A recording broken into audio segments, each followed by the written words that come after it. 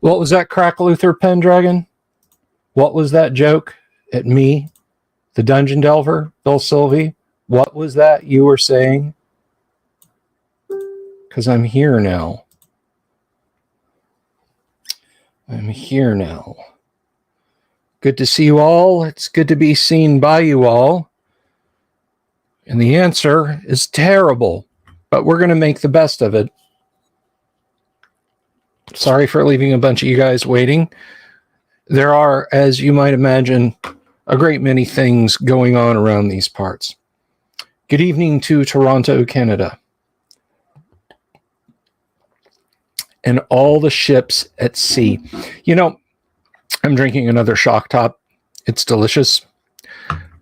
But my darling wife was making room in cabinets because you do this kind of thing. If you're not from Florida, you might not understand it. But, you know, when you think you've got all the prep done, you'll go through and you'll rearrange things. You'll go through and you'll rearrange things and you'll move stuff around. And my wife, God bless her, she found a good 2 or 3 or possibly even 4 Ace Pineapple. But I'm not drinking an Ace Pineapple right now. I'm drinking a Shock Top. Save the Ace Pineapple for when I hear the roof start to peel off, so I can really savor it and be in the moment. But anyway, yes, Doomsword, it is a wobble pop.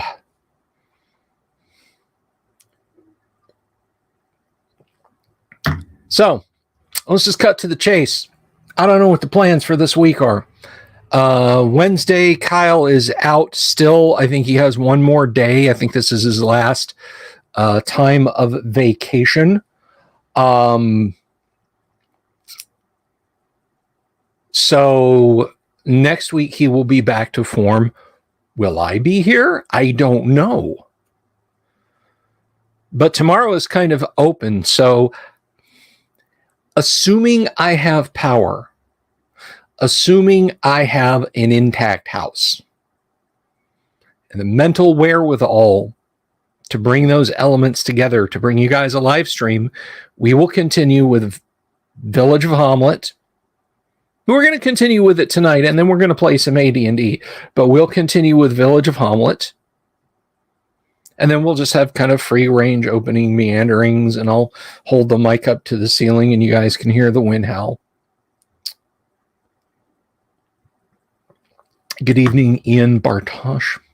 Oh, welcome to new subscribers. I see that we've ticked up a little bit.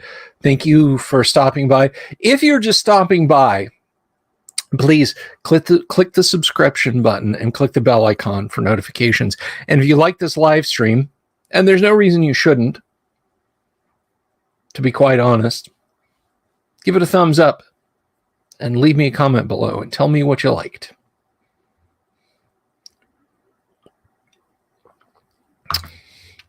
Assuming the evil elemental eye doesn't get you. But anyway, so all things being nominal tomorrow. All things being nominal tomorrow, because there is no normal right now. Not for the next 72 hours. We will continue discussing Village of Hommlet, and then we will talk just freely and openly. Thursday, it might be up past us Thursday. By it, I mean like the major eye part of the storm, the thing that, you know, Jim Cantor likes to go out and stand in.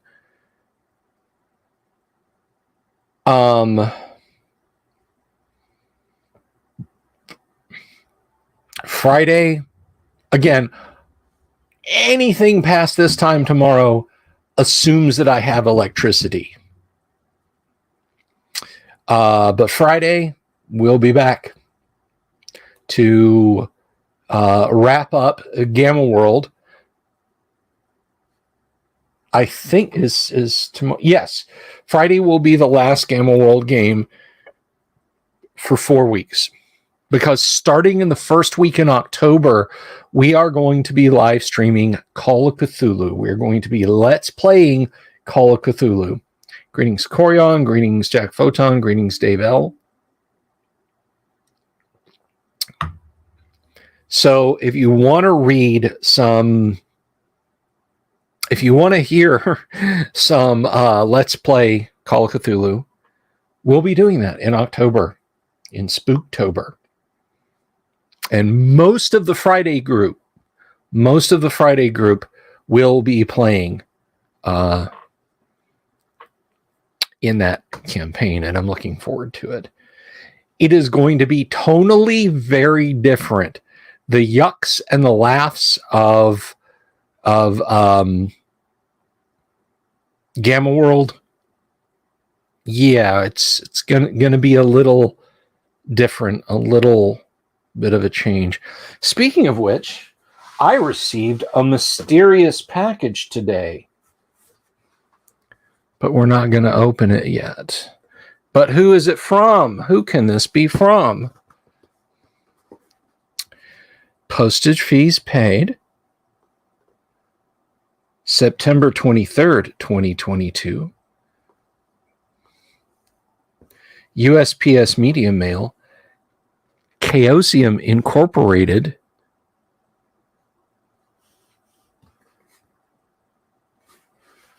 I wonder what this could be. Well, we'll find out soon, but not tonight. WOM is hyped for Call of Cthulhu. I am too, my friend. I am too.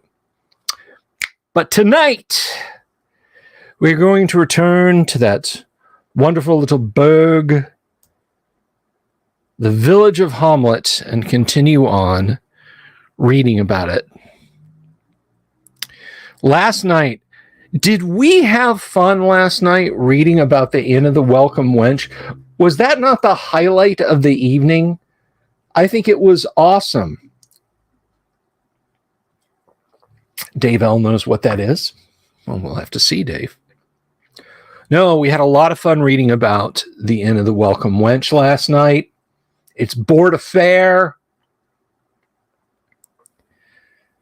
Gary Ever, the Epicurean. So we're going to take a look then, and we're going to have a gander at more stuff in the village of Hommlet. And as we need, we can look down at other sections. She's very welcome, Wave of Mutilation. So let's get going, because we got 15 people in. I think that's enough preamble. I'm just going to... Oops. Wrong window. This window is the window I want. Now are the windows of our disk contents made glorious, sim earth, by this furious son of Zork. It's an old programmer joke. Okay, so we have been to the inn, but we have some more mundane bits. Open shed and house beyond. There's a post with a horseshoe nailed to three of its faces, and a forge, and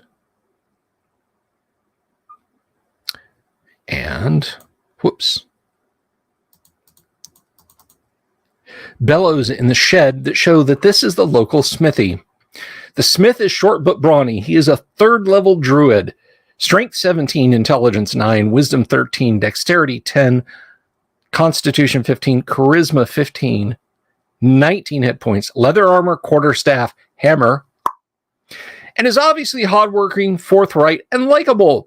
He is able to do all sorts of metalwork, even fashion iron and steel weapon heads, caps, and shield work, although he will readily admit he is not capable of fine armoring.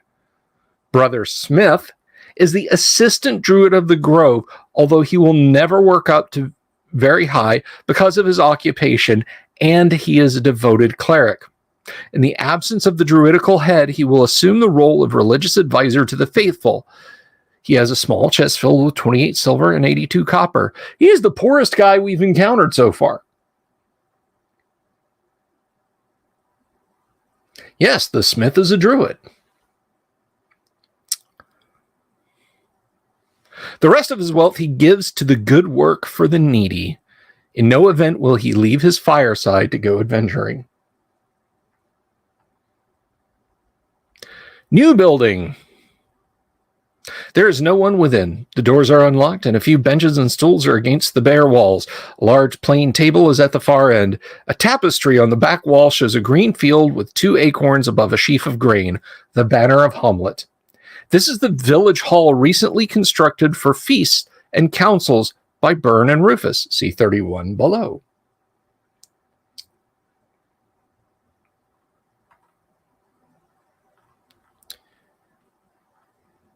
And let's, I tell you what, when we get to the end of the page, we'll look at where these are, okay? We'll look at the map to see where these are. Well-kept dwelling with a wooden sign showing a bag of wool and a loom.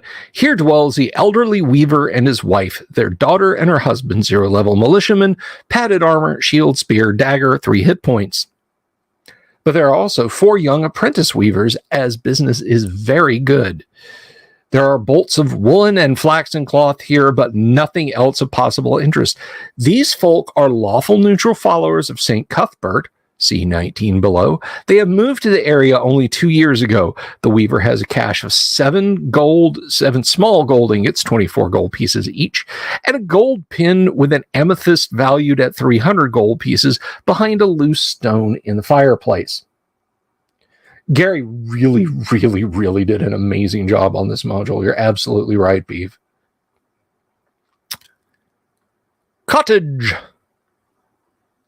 Inside lives a small and mild tailor, a bachelor of 30 years or so. He is an expert at making or repairing garments. This individual is not in the village militia, but he is an expert at throwing knife and shooting a crossbow, both of which he has, using them at 7th level fighter and causing +2 damage when a hit is scored. He has he has 2 hit points only, and although he just moved to the village also, he has not been asked to join the Hommlet company due to his puniness. He has only 19 silver and a false bottom of his thread box. He is a follower of St. Cuthbert. So, now notice for the most part, not in all cases, but for the most part, names aren't given. You, good dungeon master, have to give a lot of these people their names.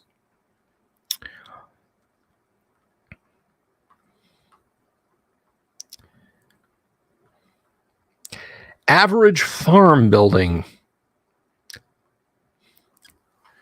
This place is the home of a strapping farmer, 0-level militiaman, 16 strength, with leather armor, shield, and flail, 7 hit points, not to be trifled with.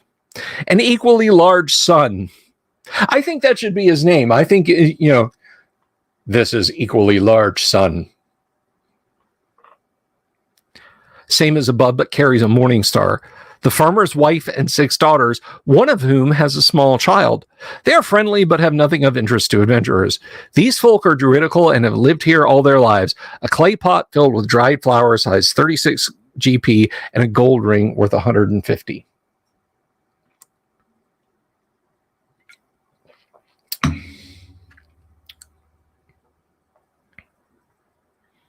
Wooden building with shutters and many windows. Outside the door, a shield and lantern are suspended from chains. The shield is painted to show a sword and a cheese. This is the local trader, a merchant providing the needs of the villagers, travelers, and adventurers alike. It is run by Uranos Davil, 10th level thief. Strength 8, intelligence 14, wisdom 9, dexterity 18, constitution 15, charisma 7. +1 magic leather armor, +1 dagger, +1 ring of protection, +2 short sword under the counter, medallion versus crystal balls and ESP under his jerkin, 48 hit points. who is best described as slow, fat, clumsy, and placid. His partner is Grimag, 7th level assassin, strength 15, intelligence 12, wisdom 7, dexterity 16, constitution 16, charisma 14, +2 chain shirt, disappearance dust, uses for 7, sufficient for 3 uses in pouch, 39 hit points. My eyes skipped up a couple of lines. A tall and thin individual with sharp features and protruding eyes, Grimag tends to dither and fuss at Ranos Davil and customers alike. The whole front building is filled with various goods, and the barn has animals, saddles, and the like available to any willing to pay the price. The place is covered on a separate map, as is the inn. Both traders claim disinterest in all alignments, proclaiming that they happily deal with anyone who is a paying customer. Ranos Davil is chaotic evil. And highly suspicious. Grimag is as evil and even more chaotic. Both are servants of the Temple of Elemental Evil, report activity in Hommlet to a brigand courier, and aid any and all other evil creatures who come in temple service. These guys are bad news.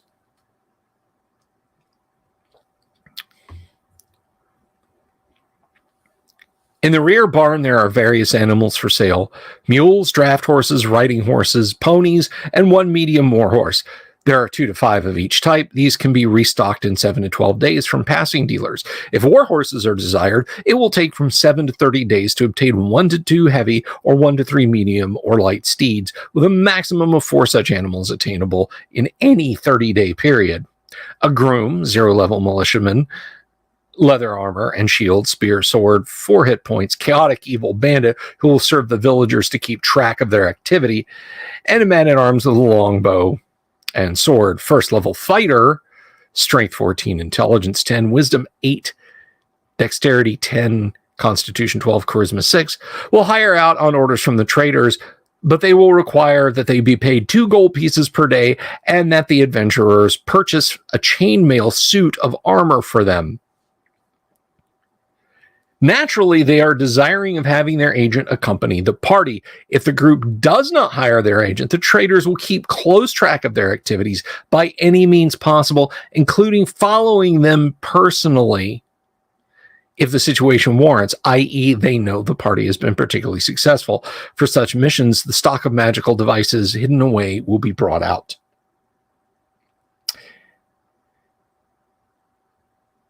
How do you roll 7 to 30 days? All right, no, we can do this. Let's see. 6 times 4 is 24, so 4d6 plus 3. No, that'll yield 7 to 27. 3 times 8 is 24. Plus 4. No, that still won't work.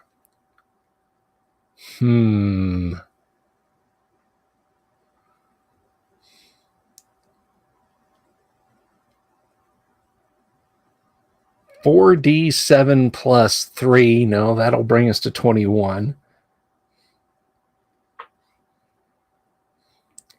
John Scott would rather go to Verbabonk. The traders will gladly buy any items the adventurers happen upon, they say, and pay a fair price for such too. This is the sum paid for any item in good condition is 40% to 70% of selling price stated in the book, just as they sell at 110% of book value, minimum price, asking more first.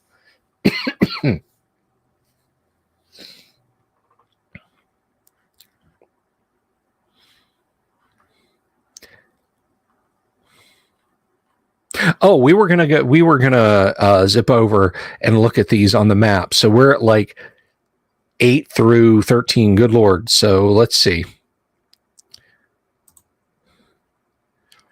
So thus far,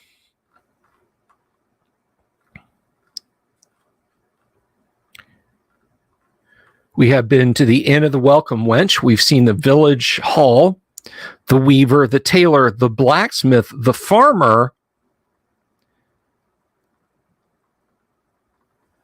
Where is 13? There it is.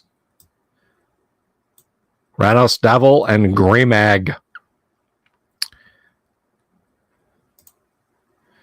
And we got to zip down a little bit to get back where we were.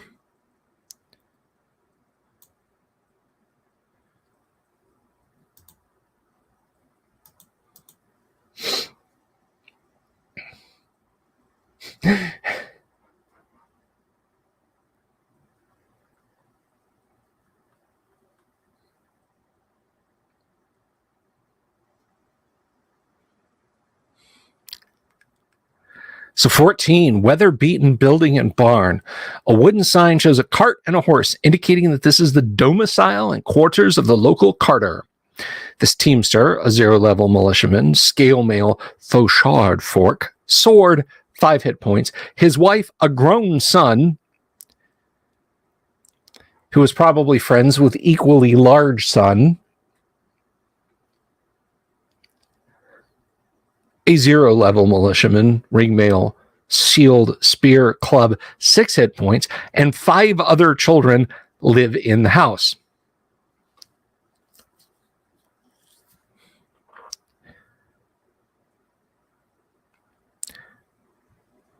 The attached barn has 2 wagons and 2 carts below, and 2 drivers, 0-level militiamen with leather jacks, crossbow, clubs, and 4 and 3 hit points, respectively, live in the loft. The smallish barn to the rear houses a dozen mules. The fellow and his associates are dour, but will gladly accept hire. Finally, we've got some people we can hire. We've got some good folk looking for work. Another newcomer and advocate of St. Cuthbert, the teamster is very honest. He dislikes the traders, but isn't sure why, and will take time to speak of it if the questioner is careful and a customer. Having lost a wagon and team lately, the fellow has only 19 silver pieces under a loose floorboard.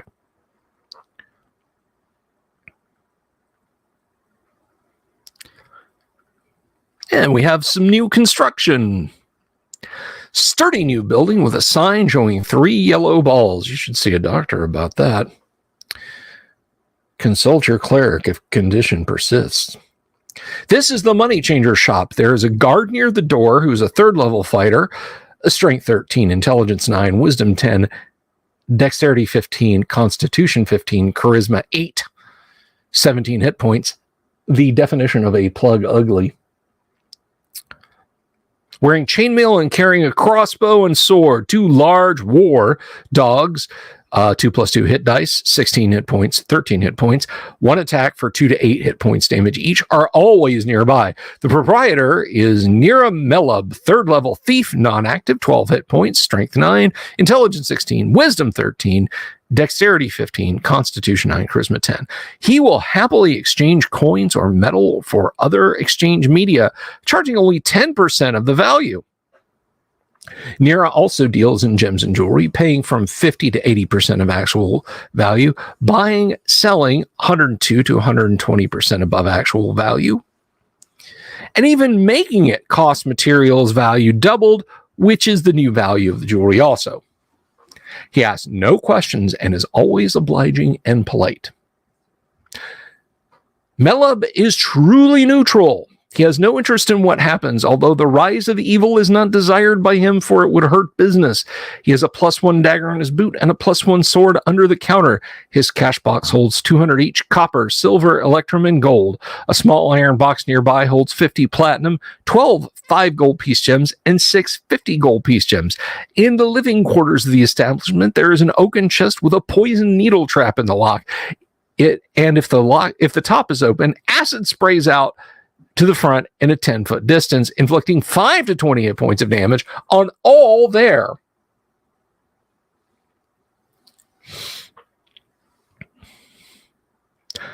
The back has a trick catch which allows entry, and inside are 1,000 each of copper, silver, and electrum, 500 gold, 200 platinum, 9 100 GP gems, 2 500 GP gems, 1 1,000 GP gem, and 7 pieces of jewelry valued at 900, 1,100, 1,600, 2,000, 2,500, and 4,000 and 6,000 respectively. The bottom of the chest lifts, revealing 50 gold ingots worth. Whoops. I hate it when it snaps up like that. 100 gold pieces each. Be sure to keep track of transactions made so the stock and trade is correct. For example, gems cannot be obtained when Nira has exhausted his supply, although he can purchase more every 7 to 12 days from passing merchants at market value.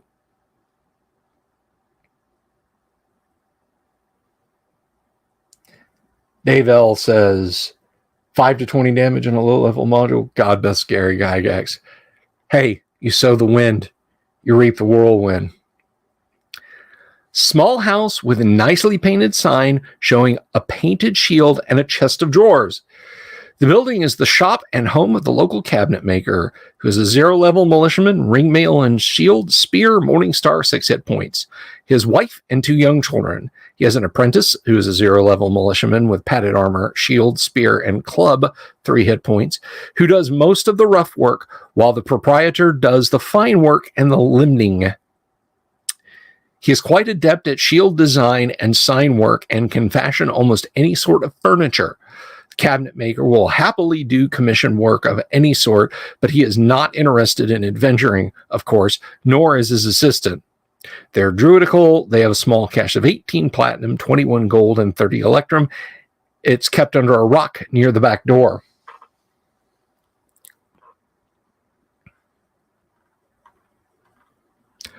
Modest cottage.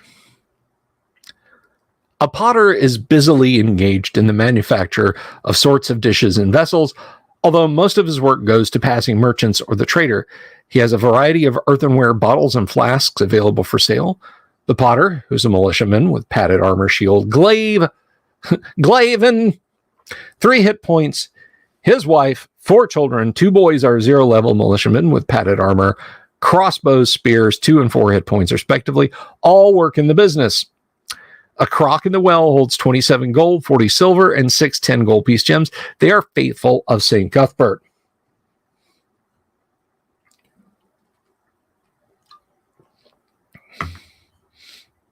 HGTV should show up.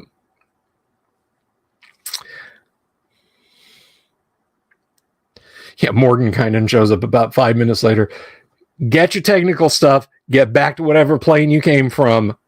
Yeah, I ain't doing this here. Typical cottage and imposing stone building with a barrel hanging from chains.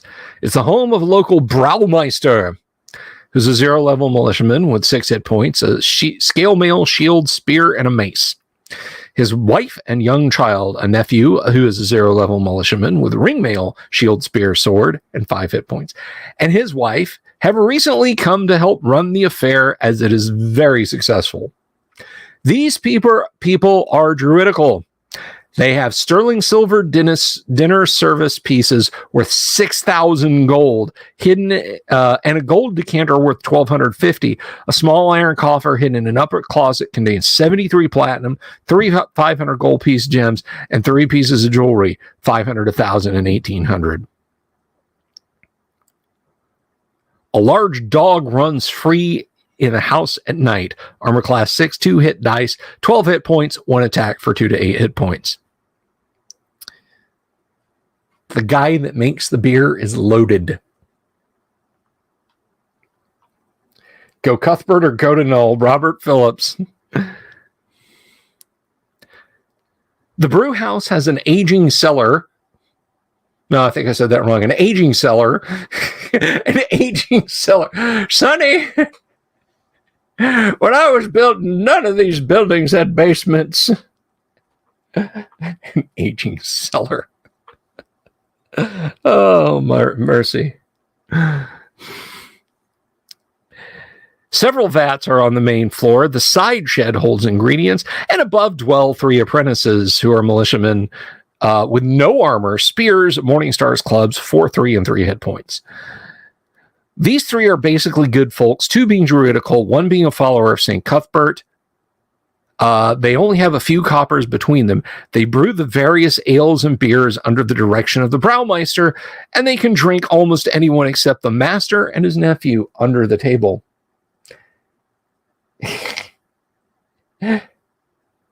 Dave, your characters can do whatever they want. Grumpy Old Slan says that my day cellars were dug uphill both ways. At least I think that's supposed to be dug uphill, not fug uphill. Because otherwise, I don't know what you're doing. And I'm not sure I want to know. Modest cottage. It's the cottage wearing the Mennonite dress and the bonnet. Modest cottage. 3 dogs. Armor class 7. 1+1 hit dice. 7, 5, 4 hit points. 1 attack for 1 to 4 points. Guard the home and flock of Black Jay, a grizzled herdsman. 2nd level fighter, strength 17, intelligence 13, wisdom 12, dexterity 15, constitution 11, charisma 10, 11 hit points, chainmail and shield, longbow, and 10+1 arrows. He's not screwing around. Sword and dagger. Elven cloak and boots. I just told you he wasn't screwing around. You guys listening to me?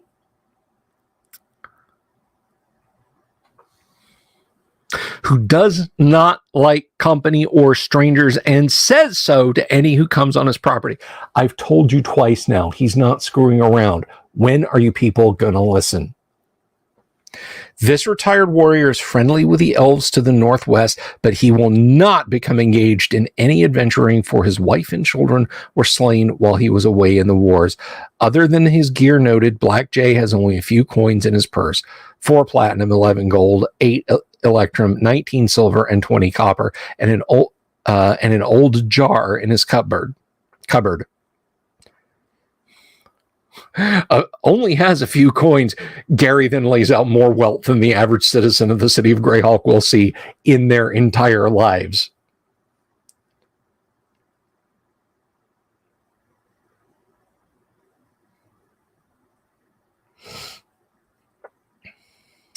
A wave of mutilation, if you remember your historical brewing, the yeasty mixture at the bottom of a beer stein was often used to make bread.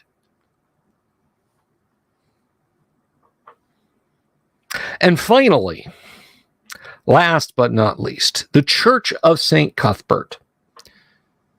Well, last in the sense, last on this page.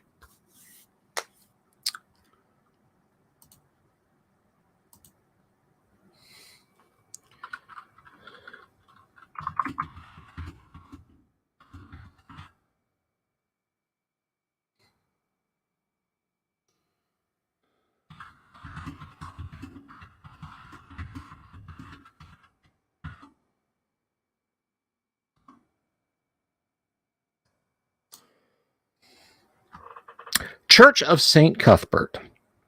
This newly built edifice was raised by the Viscount in honor of the aid rendered to him by the Archcleric of Valuna in the war against the Temple of Elemental Evil. A somewhat distant cleric and his assistant officiate during services and otherwise serve their flock. In general, anyone coming to the church in other times will have to deal with a lesser cleric, the priest Calmert, or Calmer. What do you guys say? Do you say Calmert with a hard T or Calmer in kind of a francophone style?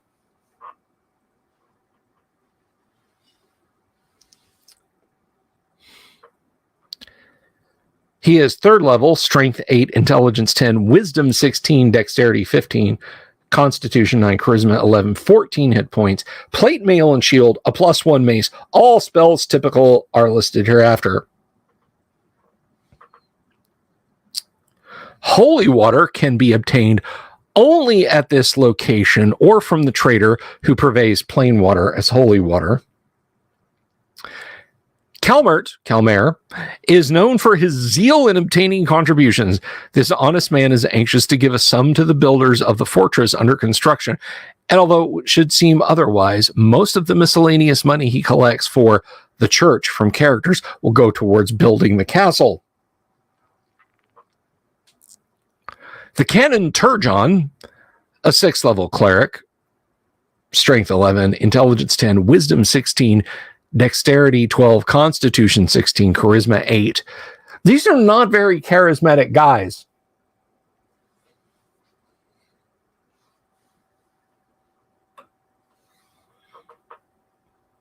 Chainmail, shield +1, mace, 41 hit points, invisibility, and mammal control rings. Typical spells noted hereafter. Recently became the chief cleric of the church, taking over from the canoness Yday, who left unexpectedly and has not returned. The villagers say that Turgon is not particularly friendly, and his sternness is a cause of some speculation. Actually, this cleric is not a bad fellow at all, but he is rather displeased at being called to care for the church while Yday is on a quest, for Turgon is desirous of being off adventuring himself, and only the request of the arch-cleric of Valuna keeps him on station. Detailed information about the 6th level cleric Yday is given in the Advanced Dungeons & Dragons module T2, the Temple of Elemental Evil. For more information on the church, see the appended key and floor plan. The spells usual to these two clerics when doing everyday affairs are, and we have Calmert, Bless, Command, Detect Evil, Detect Magic, Chant, No Alignment, Cylon's 15-foot radius,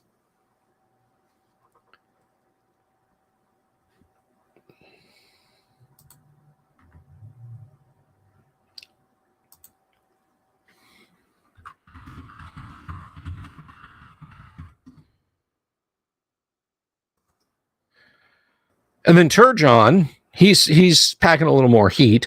Bless, Command twice, Cure Light Wounds, Detect Magic, Sanctuary, Hold Person twice, No Alignment, Silence 15-foot radius, Slow Poison, Cure Disease, Dispel Magic. There's enough high-level NPC, I think you meant NPCs, Robert, to take out the Moat House in an afternoon. There really are. Honestly, if the citizenry of Hommlet knew what a threat the place was, these guys could steamroll it. I mean, so far we've encountered what? A dozen, maybe more men-at-arms, a pair of high-level clerics, some mid-level druids. Well, a low-level cleric and a mid-level cleric. Okay, so let's take a look at these now in the map. So thus far, let's zoom in a little bit. There's the cabinet maker and limner, the herdsman, the church, of course, the teamster, and the aforementioned trader, and the jewels and money changer.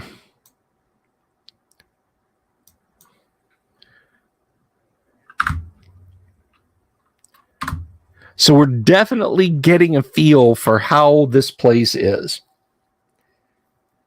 This village is the apartment complex in Kung Fu Hustle. Nice.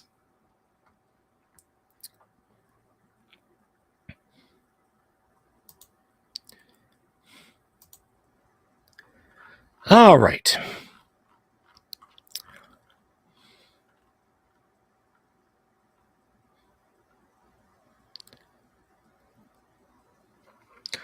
So if the cottage and large barn, these well-kept buildings are obviously those of a cowherd, and a particular odor is quite noticeable in the area. The farmer, who's a 0-level militiaman, leather armor, that's brutal. I killed your friends. I'm going to wear their skins around you. Yeah, what do you think of that, cows? Do you want the hidden Diablo level? Because this is how you get the hidden Diablo level. They're finally doing a sequel to Kung Fu Hustle, I heard. Anyway, his aged mother, wife, and 7 children. 3 sons are militiamen of 0 level, leather armor, 2 bear shields, Gizarm, Morningstar, club, sling, 6, 4, and 3 hit points, respectively. Have a dairy and make cheese, the trader and the inn taking what does not sell to passing merchants, so very little is available to individual purchasers. The family is part of the congregation of St. Cuthbert. They have a sack with 42 silver and 189 copper under the floor of the cheese storage shed.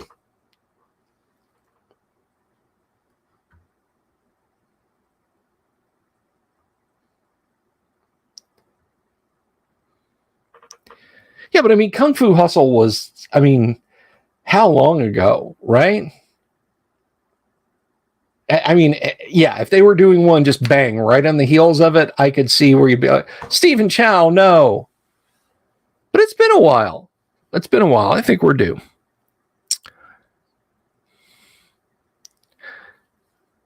Mill and attached home. Here dwell Mitch, 0 level militiaman, scale mail, shield, spear, sword, 4 hit points. His wife, 3 children, and 2 servants, one of whom is a level 5 militiaman with leather armor, longbow, battle axe, 5 hit points.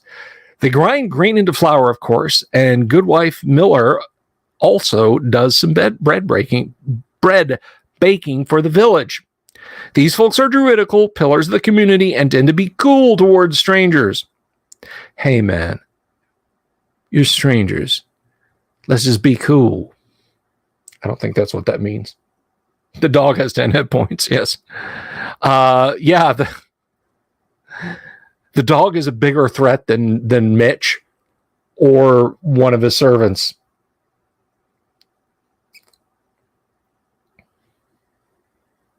Not if that 2nd level magic user has a con bonus. Just want to point that out.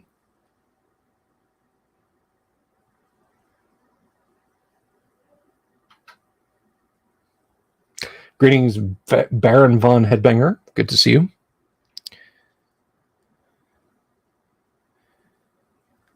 They have their large dog, which somebody read ahead and spoiled us about. 2 hit dice, 10 hit points, 1 attack for 2 to 5 hit points. Is inside the mill house. Mitch has a store of 10 gems of 100 gold piece value, each hidden inside an old millstone. Now, here's a question for you guys. When you see rote values like that, as a dungeon master, do you automatically go base value?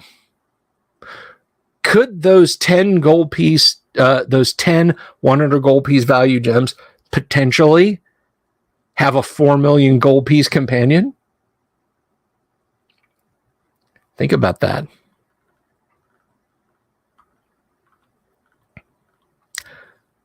Cottage and small barn. A somewhat reclusive former 0 level militiaman with padded armor, fauchard, fork, and 3 hit points. His spinster daughter, a 1st level fighter equivalent, no armor, sling, dagger, 8 hit points, and son, 0 level militiaman, padded armor, sling, staff, 5, not a sling staff, sling, staff, 5 hit points, dwell here. They're not particularly successful at farming, but they are excellent fishers, trappers, and hunters. The villagers are not particularly fond of these folks. The spinster daughter is only in her 20s and is handsome but bossy. These people do not follow any religious persuasion, so they are excluded from most village function. They have saved 73 silver pieces in a hollow of the tree to the north. Well, isn't that a shame? Isn't that a shame? That's a tragedy.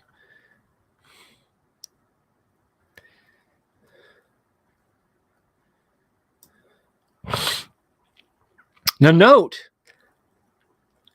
it doesn't say, well, they don't want to have anything to do with adventurers or adventuring. Wrap your head around that.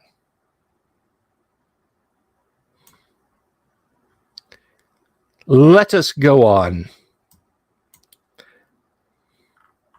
Did we? Yes, we blew past where we wanted to be. Church of St. Cuthbert. The Grove. I know we were in Miami. Village of Miami. The Grove. This is obviously a place of worship. The trees are neatly pruned and the grass is well tended. A carefully placed line of bluish stones sets off the path leading to a rock cairn where flowers, nuts, berries, and garlands of leaves are placed.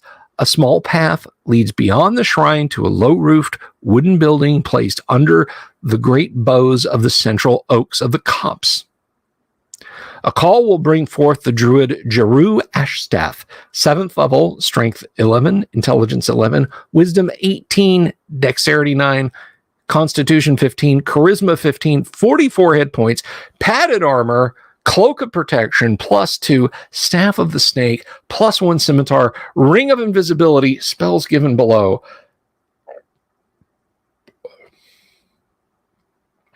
You may be picking up some military chatter, Jimmy. Modify them to be Tharizdun worshippers.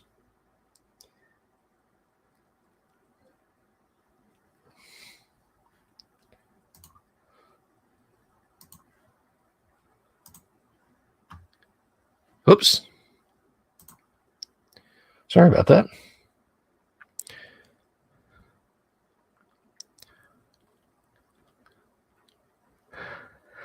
So let's see. All comers to the grove are expected to make offering then and there, and the druid will so state.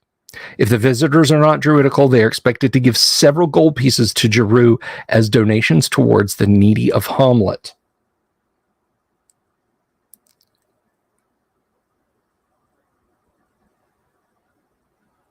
What was funky time again? I'm not sure what you're asking. Wave of mutilation. Anyway.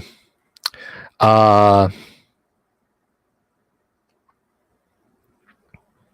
druid will listen to requests for assistance from those who contribute. Jeru is an agent of the druids of Gnarly Wood sent to Hommlet to see if the Temple of Elemental Evil is totally destroyed and to help repress any rise of evil of this sort. He will give aid by spells, but not accompany a party. If the group is a suspicious one, Jeru will follow at a distance to see what goes on. He has a huge black bear, armor class 7, 3 + 3 hit dice, 25 hit points, 3 attacks, 1 to 3, 1 to 3, 1 to 6, plus hug for 2 to 8 on a paw hit of 18, which is always nearby but out of sight 95% of the time. Hidden in his cottage are a scroll with a weather summoning spell, a potion of invulnerability, and a decanter of endless water. Also, there are 14 1,000, 3 500, 3 100, 950, and 13 10 gold piece gems, all stored in a stone box beneath the floor of the root cellar and all fire trapped. Kaboom, kaboom. Yada da da da da da da da. His spells are: first level, detect magic, entangle, fairy fire, invisibility to animals, pass without trace, speak with animals. Second level, bark skin, charm person or mammal, cure light wounds, heat metal, trip, warp wood. Third level, cure disease, neutralize poison, summon insects, tree. Note, he does not memorize detect plants. Fourth level, cure serious wounds and plant door. Yeah, it is a shame, Beeve. It is a damn shame. Steal from the druid, set off a fire trap, burn down the entire forest by accident. You would be days dying. I think Jeru would probably reincarnate you a couple of times and then kill you again. Greetings, Tunkatod. And then finally, we have the large, finally on this page, rather. Oh, no, it's not finally. There's a couple more. Large barn and connected home. The place is obviously that of a herdsman, 0 level militiaman, leather armor, faux shard, hand axe, 4 hit points. His wife is dead, but a full-grown son, who is also a militiaman with leather armor, short bow, club, and 4 hit points, and his wife care for 5 children. A cousin, 0-level militiaman, no armor, shield, spear, 2 hit points, helps to tend the flocks, and he has brought his 2 dogs along. Armor class 7, 1+1 hit dice, hit points 5, 4. Now he said 2, but they list 3. Oh, I see. 5 hit points, 4 hit points, 1 attack for 1 to 4 points of damage. These folk are friendly, but they are not interested in adventure and have little interest in the way of goods. The herdsman has managed to save only 9 gold pieces and 33 copper pieces, which he stored away in a small wooden box hidden in the rafters of the upper main room. He and the druid of the grove are good friends. Mess with the herdsman at your own risk. Giroux gonna turn you into something unnatural if you screw with his friend.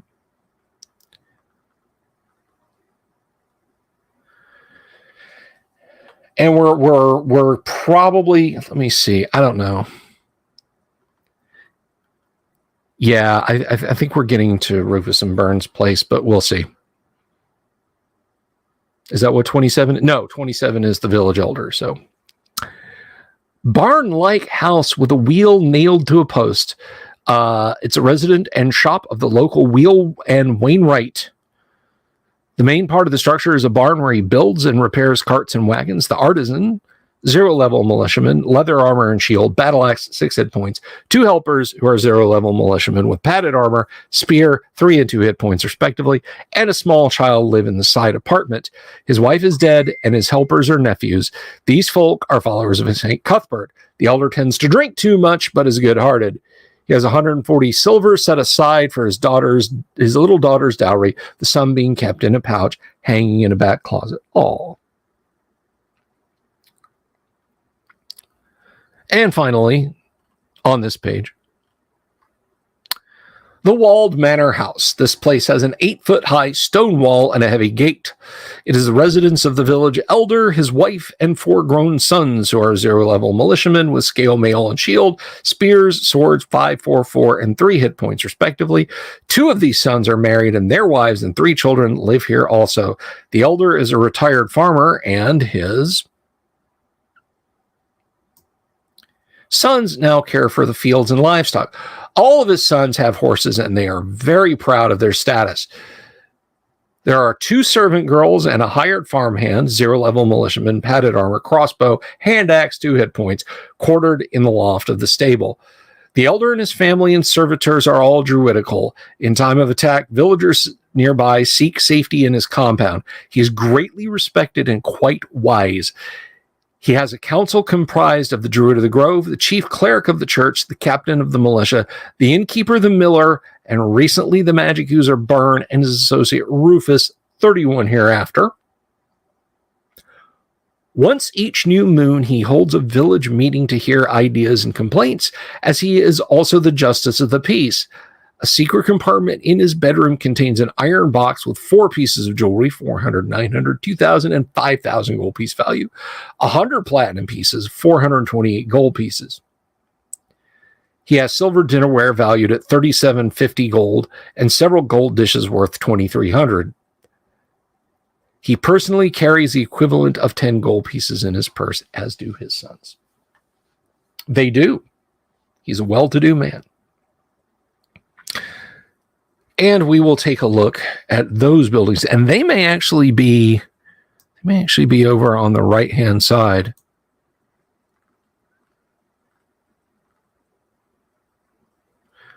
Let's see. No, that's a stonemason. We are still over on the left.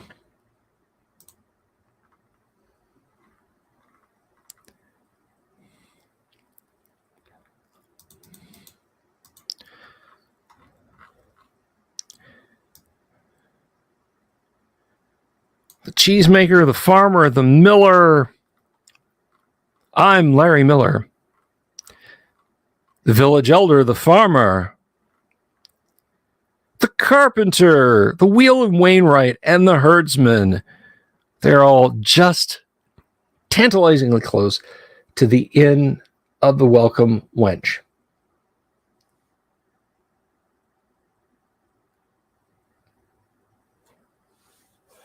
Tonka Todd. Anybody else getting a cult vibe these folks are giving off?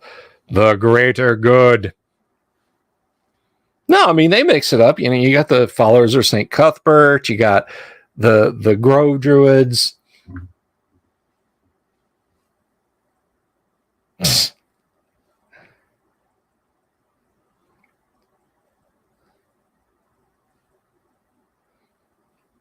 Spasiba. Yes.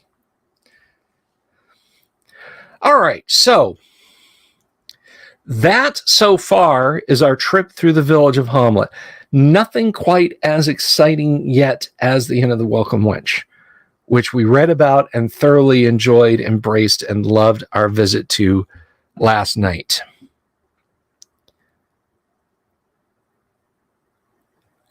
So let us then say farewell for now, as we still have a lot of town. We're going to look at the details of the trader's establishment and the church, the guard tower. We have to meet Rufus and Byrne before we get to the ruins of the moat house proper. I think this is going a little bit smoother, actually, than C1. If I happen to survive tomorrow, the next day, and the day after, we'll have to, we'll continue on. How big is Hommlet? I think each one of these squares is each one of these 10 feet. Just look, just one of the key.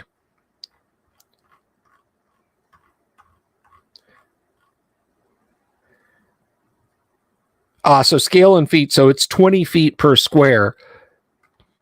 So it's a densely packed little village, all kind of huddled around together. Now, I saw later some people did like a town of Hommlet where they like bulked this place out. It became a full-fledged town with back alleys and stuff like that. I don't know that I care for that. I don't know that I'm crazy about that idea, particularly because it was for, I don't know, 3rd edition, 4th edition, something like that.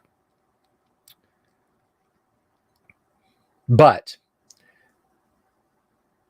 be that as it may, the village isn't huge, but what they have is fairly densely packed. It's not scattered hither and yon. So if you're planning on a little bit of strong-armed robbery, understand you're not just going to go in against 0-level normies with no ability to defend themselves. There's war dogs. There's leveled fighters. There's leveled spellcasters. As I said, this is very, very different from B2. B2 is an introductory module. This is a first level AD&D module. They are not the same.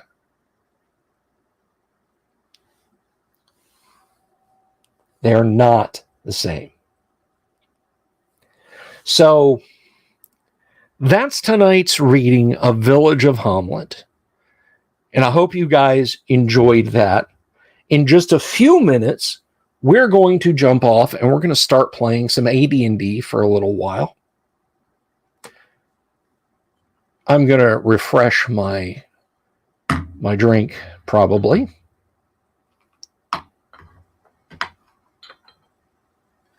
And then we're just going to proceed apace from there.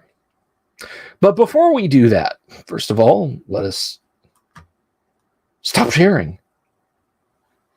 Before we do that, as I said, if you're new, if you're just coming into the channel, whether you're coming from Discord or Twitter, or you're coming from you're coming from YouTube, YouTube sent you here, or Reddit, or Facebook, and you haven't subscribed, please click that subscribe button. Click the bell icon for notifications. And as always, give it a thumbs up if you like it. Give it a thumbs down if you don't like it. Either way, tell me in the comments below what you liked and want to see more of, or what you didn't like and want to see less of. And we'll do our best to accommodate you.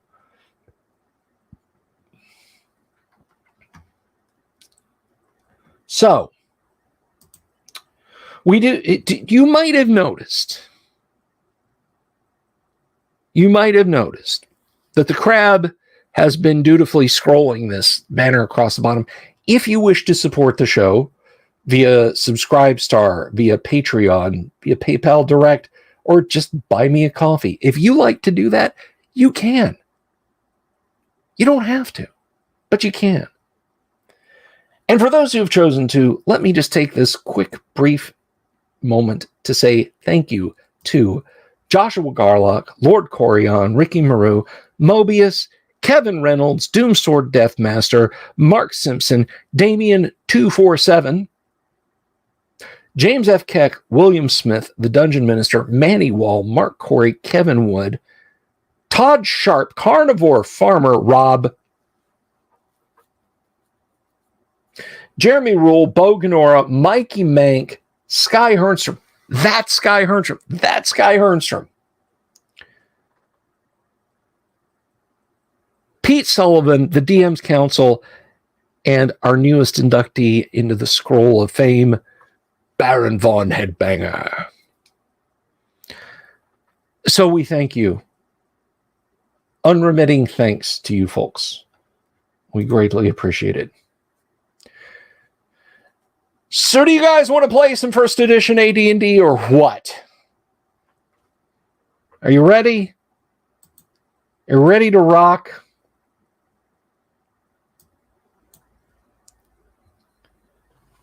Are you ready to rock and or roll? Because it's that time. And I think I'm going to forego another beer. It's actually getting a little warm in here. So I'm going to don me now my great studio headphones and give welcome to our adventurers. Greetings, TK. Greetings, Lord Corion, Mark, and Doomsword. What's up? Hail, and welcome, adventurers. Now, for those of you following along at home, as last you might recall,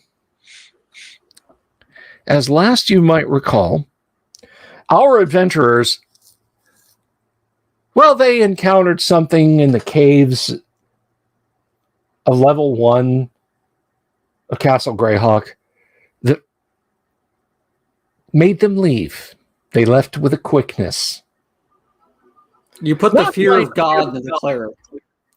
I put the fear of God into the cleric.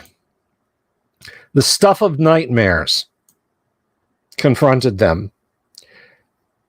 A clan, a family of wights lay in a little explored, disused side cave. And so, fearing for their very souls themselves, the party gathered up what treasure they could, took flight, sealing the entrance, at least for the nonce, with a web spell. But fortune smiled upon them, for in the few rotting sacks and cracked leather bags that they had snatched up from the floor before the horrible, soul-thirsty undead could lay their clutches upon them, they discovered a king's ransom in gold and jewelry. And so, stout adventurers, fat with the largesse of your adventure, what do you wish to do? Whither goest thou? Quo vadis? I think we were going to take our ill-gotten gains, or maybe well-gotten gains, back to Greyhawk City. Yeah. Wir gehen zu Greyhawk. Take them back to Greyhawk City, where the grass is green and the leveling is pretty. All right. I couldn't quite figure out how I was going to make that work. Thank you. I am I am an accommodating dungeon master. I am there to help. And Jeff, Okay. the fighter, is back just in time to not get any XP, and we'll go back to the city. I know. What the heck? Oh, well. Jeff, you see the party looking pale, sweating a little bit, come tumbling into the longhouse, arms laden with the aforementioned sacks and containers, So, panting slightly. I presume we just like throw down all the treasure and just start counting. That's entirely up to you guys. Oh, so it did go well. Perfect. Yeah, Abner used his scroll of identify on the dagger and then immediately passed out. So Yep. Yes. No, I'll, So- I'll say, Jeff, since you didn't come down there with us, it worked out well for you. If you can convince your old boss to give us a little more penny for these jewels. Hey, I was on great terms with him. I think I can do that, right? You left on just the best terms. I believe he sent me on an extracurricular activity for him. It's because he valued you so much. Exactly. I'm making industry contacts so he can have a supply of jewels, actually. You might also say that you're LinkedIn.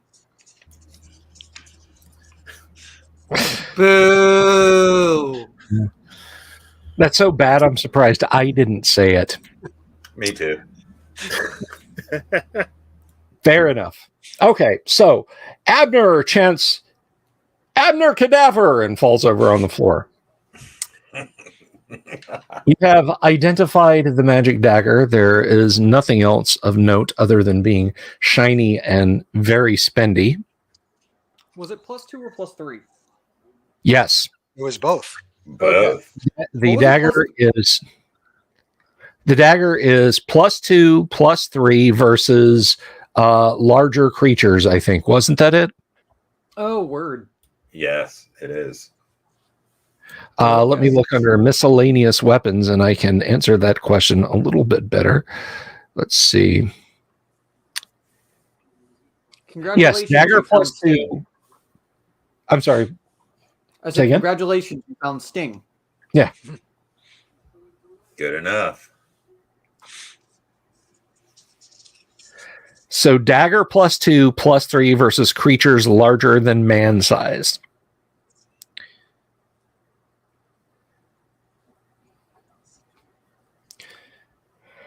And I believe I had told you in the Discord, yes, ladies and gentlemen, we have a Discord, what the treasure that you got, at least in terms of coins, was, yes? Yes. Yep, and I added it to the sheet, so I have a total of what we have. If we're going Awesome. Excellent. Excellent. Let's go back and hopefully I can level. All right. Well, we'll have to see how you did, how your character's score was as far as your role play ability, because that's one of the fine points of AD&D, and I love pointing this out, particularly if you're new to the channel and you're new to proper AD&D play. And I don't say that with arrogance; it is what it is. There's this misconception that AD&D doesn't support role playing, that AD&D is just like, a Diablo-esque kill the monster, take the treasure.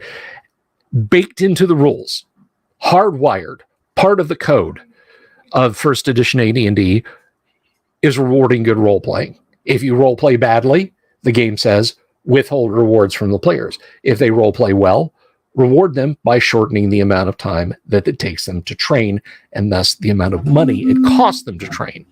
So again, very much good role playing is built in to AD&D, and we love it for it. And if you're curious to look at that, grab yourself a copy of the Dungeon Master's Guide and look on pages 84 and 85. But let us continue. So you scoop up your treasure and go galumphing back, do you? Galumph, galumph. but no Snickers snack. Hey, No. if I level, I will be both a hero and a curate. I will be a heroic curate. That's correct.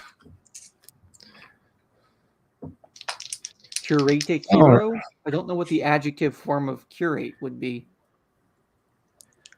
Neither do I. I know if you exclusively use poisons, you would be a curare. Or if you worked exclusively with radioactive metals as a character, you would be a curie. I mean, I think I'd like the term holy hero. I like that. I mean, many people can be holy heroes. A level 1, a level 1 mook can be a holy hero, but Get in the hey, way of an arrow barrage. You'll be pretty holy. right? Of course, if you acquired a ring of water breathing, you could become a holy diver. I could be a holy diver anyway. I just don't have to breathe. No, that's true. Yeah, and I Every mean, single one of these. And was we worse gotta go than to my the tiger initial one. nomads and get a tiger. Turco says every single one of these is worse than the one before it. Quick, let's get back to the city before the puns continue. Okay, so you are traveling back to the city of Greyhawk. The first day is mostly uneventful, as you mostly. They come out at night mostly. Carrie Hen, a lovely young woman. Let's see. And I am looking for. If the whites followed you guys, I'm leaving you. I only got the one level to lose. That's right. But it'll be less painful. It'll be less painful, and you'll be able to join them all the much quicker.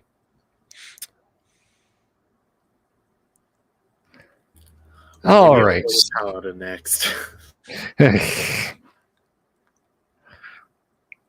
I am a fan of paladins and parties. I am not a fan of this silent chant that everyone else in adventuring group seems to start up of make the paladin fall, make the paladin fall. Let a guy play his character. Come on. Just mad I'm a holy warrior. All right. Is there anything along the way you guys wish to do, especially or anything like that? Can we save a evil? Can we save a good dragon from an evil princess and get even more money? How evil do you want the princess to be? I don't know. Second level magic user, we can kick the shit out of that one pretty easily. Let's see. So, no, unfortunately, no such luck. The only thing that you encounter in your travels back to the Last Chance Inn, because you've got that before you reach your the road back to Greyhawk, is let's see.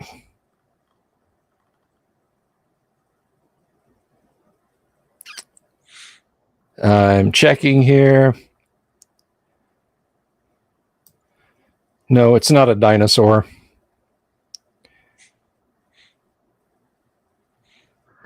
There's some wild buffalo. They are about 60 yards away. They regard you with their cow eyes. Does anybody want to mess with them? No, I'm good. All right. Unless one of them starts talking, I don't think I'm interested.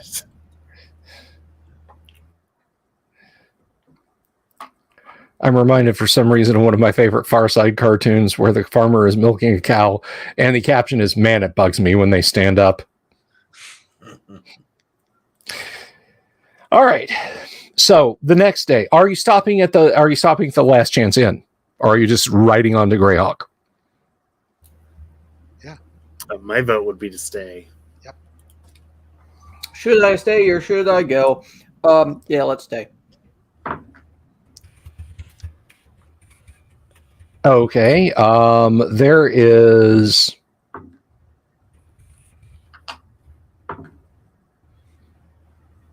There's just a couple of local farmers there, not any tradesmen or anyone going by. The innkeeper, she greets you with a wave, and probably because of the lack of caravan traffic or anything like that, is very quick to offer you rooms and meals. Jeff heartily partakes. Yes. Hi, Jeff. You've earned this one. You had to sit and lecture the lackeys for all of 2 hours we were gone. Well, I had the most important job is keeping the All right. employees in mind. So Jeff is a middle manager? Is that what you're saying? I guess, right? Like the only thing we defined was he was. We're the veteran, C level. so- You're the middle manager, and then we are. Yeah. He's the middle manager of the group. It's great. And the Yeah, accounting the assistant. squad sergeant or whatever. And like Doomsword's the PR person. Well, he is the thief, so that was He awesome. makes problems go away. So you guys go in like Dr. Livesey doing the Fonk walk because she has nothing but open tables for y'all, so you can take one. The food is good, the ale is plentiful, and you consider the rest of your evening, and nothing notable happens. Departing the next. Besides carousing. Just are the farmers? Do they have any? Are there any rumors that are overheard? Do they have any interesting news except other than farm stuff? I guess.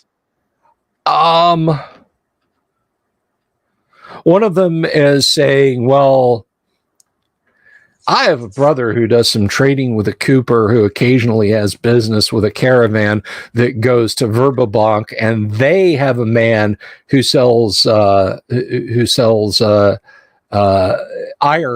to the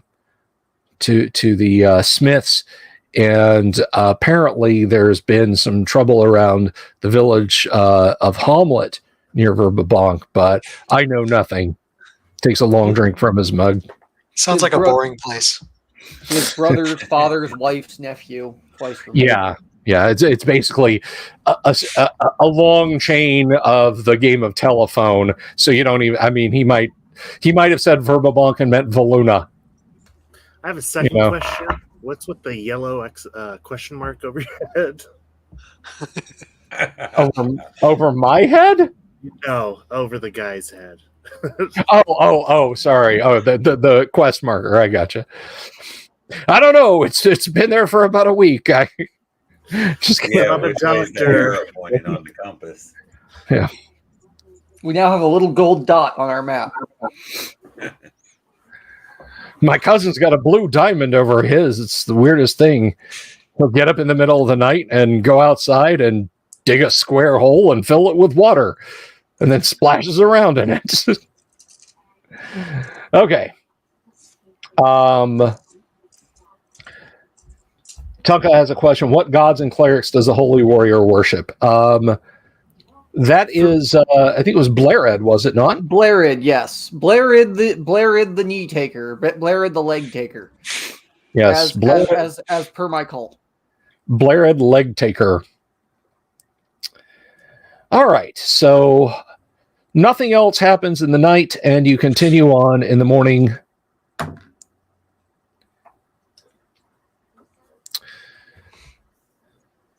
And it is late summer, much as it is now. You've spent many weeks. So in this part of the world, heavy gear is not required for roaming around the countryside. And I wouldn't give you guys heavy gears anyway. That's a completely different game. More into BattleTech anyway. I was for the longest time, but the aesthetic and, dare I say, realism of heavy gear kind of appealed to me a little bit more. It does Okay. have that. My party got to trundle around in Greyhawk for a bit in a in what is like a half track. And Sweet. they had tons of fun with that. without spoiling too much, and those of you who know, there is someone in Greyhawk, although occasionally they are not in Greyhawk, who has an IS-2 in their dwelling. That is a type of Soviet tank. Sorry, an IS-2. I believe it's a magic device, not a tank. Okay, so at dawn the next day, something that should please the innkeeper, you see a group of wandering folk. They've got hand-drawn carts. Some are on mules and whatnot. They don't appear to be a caravan, rather just a large traveling group. And they loom up out of the early morning fog because you are practically on top of them. They are about 50 yards away when you see them. Are they coming from Greyhawk as we're going towards it? Yes. I Bless think them. we're just Wait. passing behind. Yeah. Unless Okay. they turn out to be carnies or something. Yeah, we don't even want Tell to your talk to them. fortune, my lord. Get a ball in the basket, win a prize. And that's when the weapons came out and the party just started murdering. No, they A trap. they wave their greetings to you and they continue on.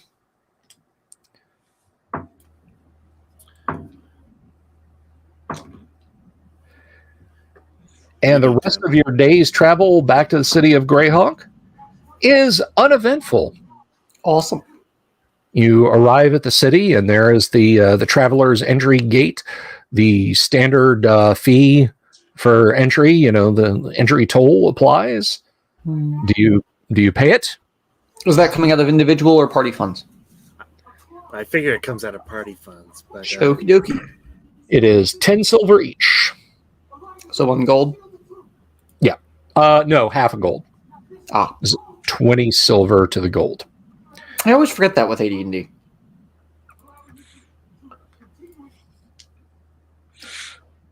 Oh, that's how I'll do that. Perfect. So that's, what do we have? 11, 15 people or something? 15 Yeah. people, so 7.5 gold, or 7 gold, 10 silver. All right, there we go. It's off.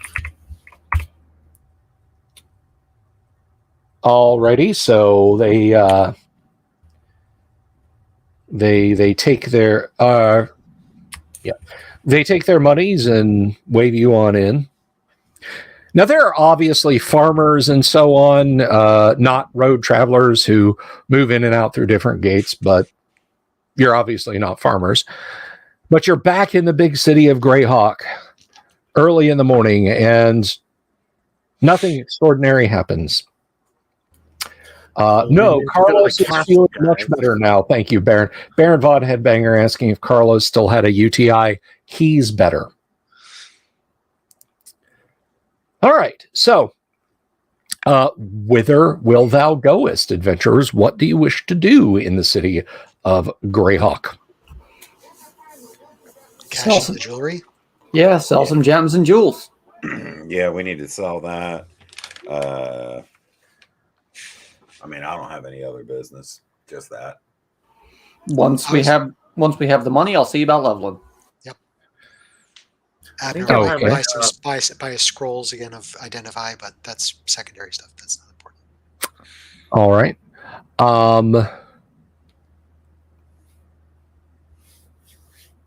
So where are you taking these items? Are you going to visit a lapidary? Are you going to break them up? What are you going to do? We're going to go to the same place that we went before, where Jeff came from. Okay. Jim Smith of Jim Smith Incorporated. Jim Yeah, Smith. that's Jim like- Smith. Probably the third or fourth time I've dealt with this guy, and I got Jeff. And if he don't pan out, well, he knows what we do with people who don't pan out. Okay. If you don't pay well, we'll take your people on as hirelings. Exactly. We'll take him on as a hireling. Didn't we pay him for him, or did he pay us? He seemed to want to get rid of him, but Yeah. Well, he is, regardless, pleased to see you. Hello, I'm Gary Gygax, and I'm pleased to meet you. I don't do the this dice out away, or I will take the dice away. Also, this time for once, because I have a higher charisma, can I join in? Certainly. We will add your higher charisma, and he is suitably impressed. He makes sure you're comfortable, brings you seed cakes and tea or red wine as you like, Master Dwarf. Cool. That plus 35 reaction. That plus 35 reaction coupled with the dice I just rolled when he saw you guys stroll in is, yeah. Would you like me to dust your coat? Yeah, exactly. Like he snaps his fingers and there's a what you thought was a tall, lanky halfling is actually one gnome standing on another gnome's shoulder who hops off, and they both run over with brushes and proceed to start brushing your coat off and scrubbing your boots and whatnot. I should have come here sooner. You did, and you almost got kicked out, remember? Nope, don't remember that at all. No clue. Had to have been a different dwarf. Jimmy says, please tell me there's not a UTI table that I've missed all these years. There's a disease table, and that is on it, but it is not like fatal. No, there is. Gary did not say, oh, yeah, we got a whole subchart for urethra diseases. Oh, yeah, no, that did not happen. And now that's on YouTube forever. All right, Well, so at least we know. he asks you what it is that brings you back to his establishment. I bring many fine treasures. He doesn't even have Jeff physically thrown out. That's how impressed he was. Good. And if he maintains a positive relationship, Treasures, you say? we won't leave Jeff here. Yes, treasures, very fine. Fineries from deep within the ruins of a certain snaps- castle, of which you may know. Oh, there are castles and there are castles. He snaps his fingers and motions at the two gnomes, and they roll a felt-covered table over. This black felt, various jeweler's loops, neatly arranged scales with counterweights and so on, forceps, all that sort of thing, and says, please, let us see what you have brought me. Yeah, I place them on their table here and roll them out. I assume I've tried to keep them from being damaged during the long travel. See for yourself, Master. Quite nice. Lovely pieces. I would make these of, yes, the craftsmen of divers are noted for their fine work like this. And he lifts up the two nautical themed pieces. And I hail from divers, so I'm well aware of that. Well, of course. Now this cup, you wouldn't happen to have the other 5 or 7, would you? No, but I have brought you a matching pair of a necklace and bracelet. Surely You have. And this, perhaps that offsets. he pulls on a pair of white gloves and examines the crown and says, I look like I'm holding the crab. He turns it around and says, oh, this is a wonderful piece. So you have a king's ransom here. Let us be frank with one another. I think we can be open. And I presume you wish to sell all these items in bulk, yes? Indeed. What if we just sold the crown? The crown.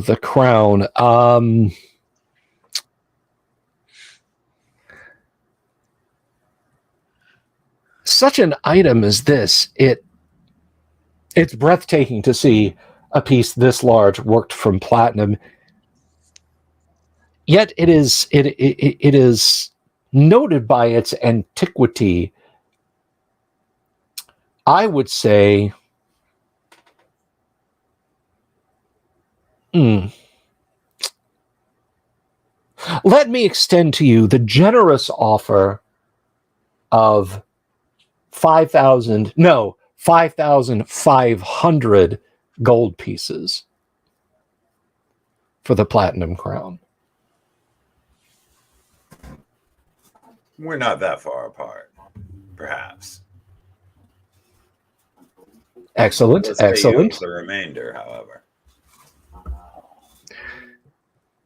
Well, the silver and gem encrusted cup is an amusing curio. It is, of course, a bit overwrought, quite literally. Oh, I would say perhaps 350 gold. I see. Really worth more as gems and silver melt than anything else. Perhaps. Or perhaps a competing merchant might find more value in it than you yourself do. But we can continue to speak. Of course. What about the matching pair? You rarely see this from ancient ruins. Surely most times you'll see one piece here and maybe find another piece later on down the road. You have a valid point. For the pair, because you are a fellow of discerning taste and indomitable bravery to bring me such an item as this, I offer you not an iron rilk less than 2,000 golden orbs. 2,000 Here, gold. I'll have the paperwork brought over. Not so fast. We're going to have to talk about the crown a little bit, my friend. Now, I thought we had a pretty good relationship, and I imagine that we do. Of course. Being that we took Jeff off of your hands and showed him the ropes a little bit about how the world works. A pained smile. Yes. Well, I mean, if you want him back, you're more than welcome. No, he seems steadfast in your employ and must be indeed a loyal footman of your company. I wouldn't think of denying him you his puissant skill at arms. All joking aside. Oh yeah. I feel that the crown is a little weak. I feel like we should be able to do a bit better. That said, the cup, to me, and I'm no expert, but it seems the melt value alone would be better than what you have offered. I just want to know that we're making fair deals here. Of course we're making fair deals here. Of course. Well, of course you would say that. Can I propose an offer between you two? Oh, please say on. Yes. 8 grand for the set. All of it. The necklace, the bracelet, the cup, the crown. Mm-hmm. That is a most generous offer. If you speak for your entire company, I shall not attempt to insert in any arguments you have amongst yourselves, but I find that to be a fair price. Yes. Out of game, by my math, that was better than the offer he was giving, wasn't it? Because he was offering 350 for the crown, 350, right, plus 2,000 in change, plus 5,000, right? So I'm asking just a little bit more than what he's offering. Yeah, a few hundred more. That would give me exactly what I need to level. Right, but there's a certain fees associated with going in, accepting the danger to dig this stuff up. I agree. Hauling it back. I think he should pay. Well, I suppose we're whispering now. I think he should pay at least 1,000 more. Okay. Lord. Well, that's fair. That's completely fair. And so we have costs of upkeep as well. Well, then and let's retaining our hirelings. Let's turn it back to our man. And he can hear us have this conversation. That's fine. because you are the financier here, right? I have my needs, you have the needs of the company, and these two things must be reconciled. So, what will he say? What can he give to convince our my financial manager friend here? I can't walk away with anything less than 8, and we really need closer to 9 or 10. The thing is we that won't clear 10. Well, I'm familiar with many merchants here, and I understand how they work, being that I've wandered the streets since a small child, even if we had to take it someplace else. Now, I would not wish to do a thing, being that we've established such a relationship with this fine vendor here. But many items have passed through these hands and passed through these hands to fences. I don't think that 9,500 is too much to ask. Personally. Was that out loud to him? Yes. Okay.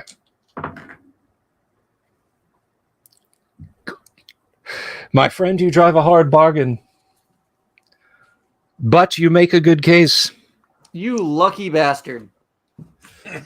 Valiant and puissant skill at arms to acquire treasures such as these, to put me in the presence of this esteemed dwarf. Surely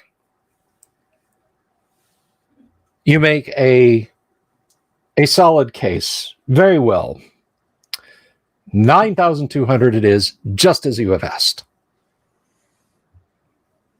Done. He once again gestures over, and rising up from behind the counter is a third gnome, identical to the other two gnomes, red waistcoat, tall, pointy red cap, who brings over a ledger, and he proceeds to write in his florid style, essentially writing you a voucher, a check, which may be taken to the money lenders of Greyhawk, and money will be given to you. Always a pleasure doing business, my friend. Indeed, indeed. Jim. And he says to one of the gnomes, he says, would you take these items, please, and set about to cleaning them? I definitely want to put the absolutely gorgeous bracelet and necklace set. And when the gnome speaks, you can like feel it in your chest. Of course. He's like this tall. He's got like James Earl Jones, basso profundo. Yes, I will have it cleaned at once. And so he whisks it away. And he bids you stay and finish the refreshment that he has bought out. And TK, he did you do secondary skills? What were your secondary skills? I did not do secondary skills. No, I did not. Well, let us roll percentile dice and see what it is. There was the running joke that my previous dwarf was a lawyer. But go ahead, by all means. All right, so let's see. You want me to roll, or do you? I've rolled it. I've Let's see. What do I get? All right, so we're at page 12. Let's see.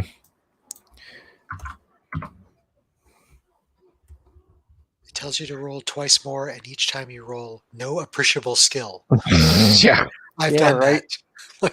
I am doubly That's always useless. a fun one. It gives you a deck of many things.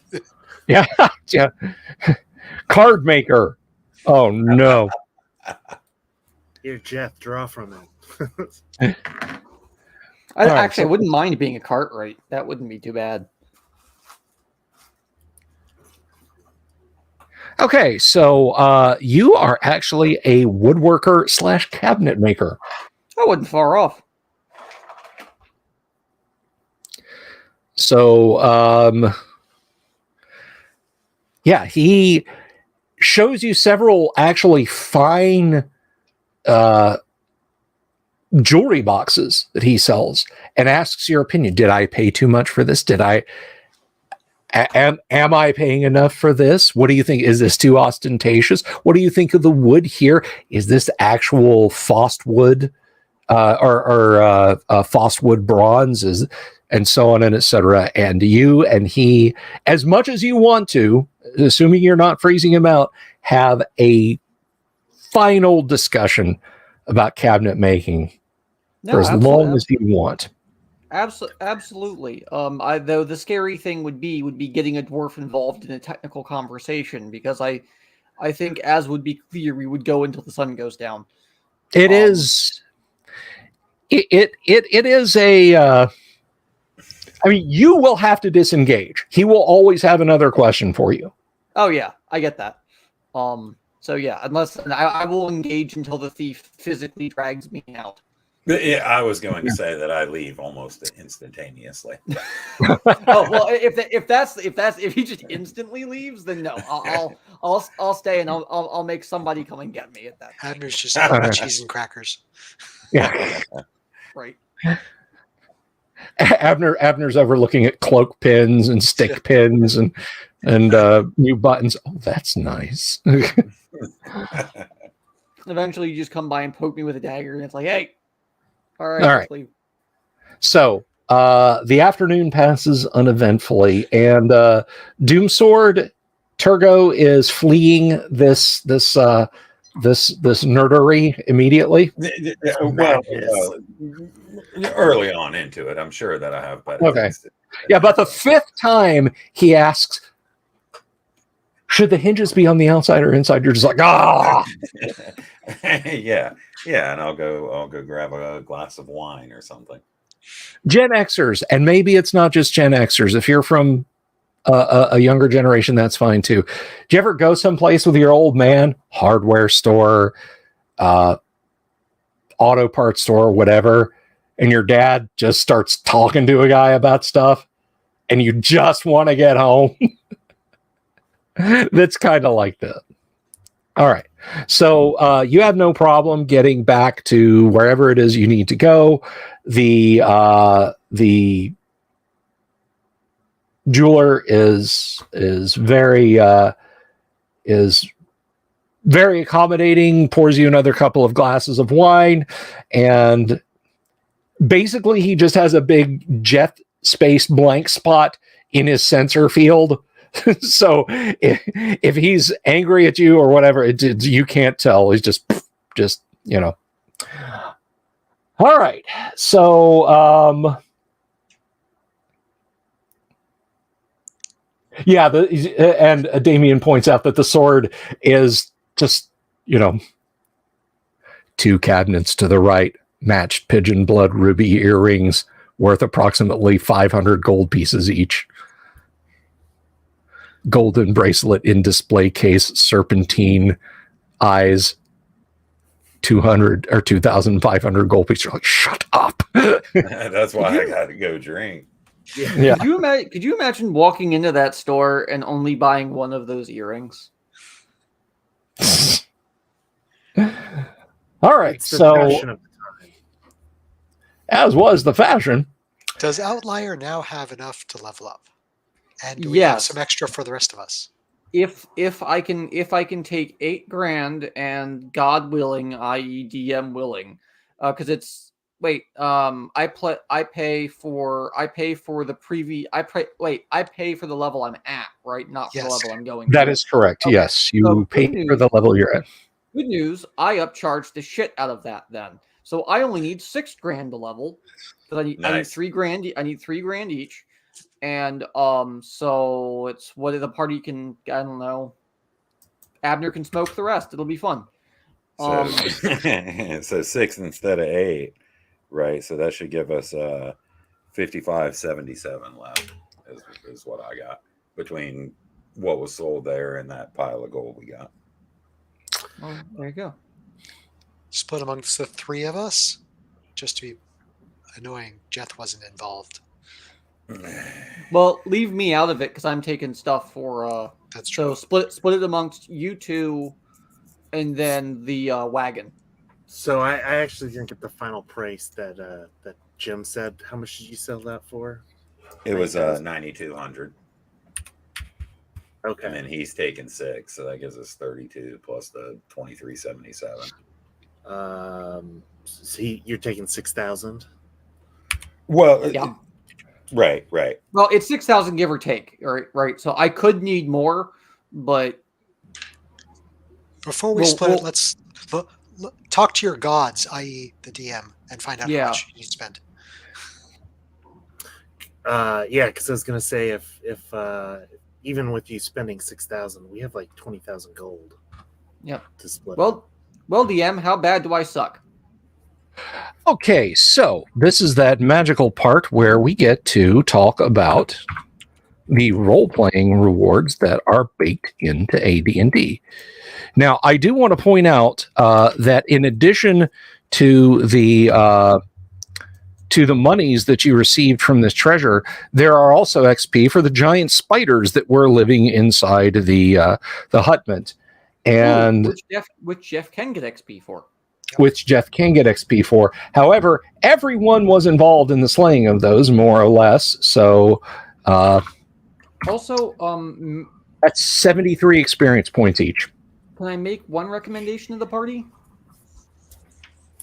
We give Jeff like 2,000 gold. Well, I think at the very least, we need to make sure that he's fully equipped for battle, being that he'll be a frontline fighter, whether he likes it or not. Well, I'm not giving up the magic sword yet. So the one thing I was going to ask was, have you gotten rid of the plate mail that was Lynx's? No, that's all yours. 100% yours. Beauty. That helps me out a lot. I have a regular long sword and a bow, a long bow. I'm fine for that for right now. You want to like sword and board or something? You need a shield or anything like that? I already paid for a shield, so sweet. And then if you just let me take some of the loose equipment, I can equip myself for that. So at that point, if you just want to divide the rest of it up, I'm fine. If you want to give me like the loose change of what it is, because I'll be paying the men-at-arms out of it. Here, kid, have a nickel. Go get yourself some. Pretty much. Okay, so let's talk about gaining experience levels now.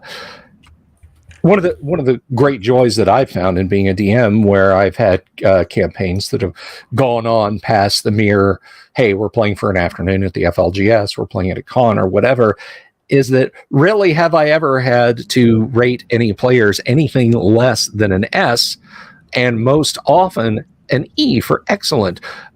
So your play, TK, has been excellent. You have not refused to heal, and you have remained faithful to your deity. Gains you an excellent rating. I attempted to lead a group of converts. Indeed, you did.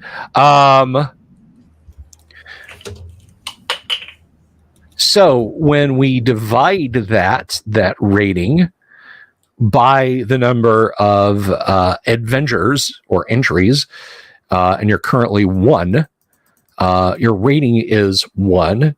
You're currently on an adventure 1. 1 divided by 1 is, of course, 1. So that is the number of weeks that you need to train. Now, the number of weeks that you, or the amount of gold that you need to spend is 1,500 times your current level. You will go to the church, you will tithe, you will be chastened, you will spend probably 3 days praying, fasting, meditating, and then an armiger of the church will train you in the appropriate skills at arms. And what are you crying feces about? If it's 1,500 a level, I was doing the math as if it were 1,000 a level. It is 1,500 a level. Damn it! Sorry, party. That was my fault. 3. I need Outlier's a good-looking dwarf, but can't do math. Correct. Well, he does have an int of 9, and math is not my thing. I am a master student in everything that is not math. Fair enough. Woodworking. No, there's a lot of math in that, believe it or not. Yeah. I know there is. A lot of geometry, which I never passed in high school. So I need 4,500. So I'm going to prioritize that cleric level first. I'm getting very lost, TK. How much do you need if it's 1,500 a level? If it's Just 1,500 a level, right, from level to so level 3, right? 1,500, 3,000, 4,500, right? 4,500 each for your cleric. Assume we 9. have enough. I need 9. 9,000. Okay. Yes. I have perpetually in my brain that we are broke AF. And we haven't spent anything really since Lynx died and Jeff joined the party. So we actually have, like, after we pay for your level, we have 18,539 gold. Didn't Abner and Yeah. That's after all of that? When I leveled up, that couldn't be true. That couldn't be right. My God. Okay. Yeah, I leveled up as well. So Yeah. And I cost I was 5th level, so I cost 7,500. Yeah, I was 4,500, 6,000 because I was 4th level wizard, 4th level magic user. So right, so that's that number you have is wrong. less. It's Yeah, gotta that's be what I thought. I'd love Yeah, to be 'cause I right, don't- but it can't be right. I don't think he was here when Correct. I think he was He was out not.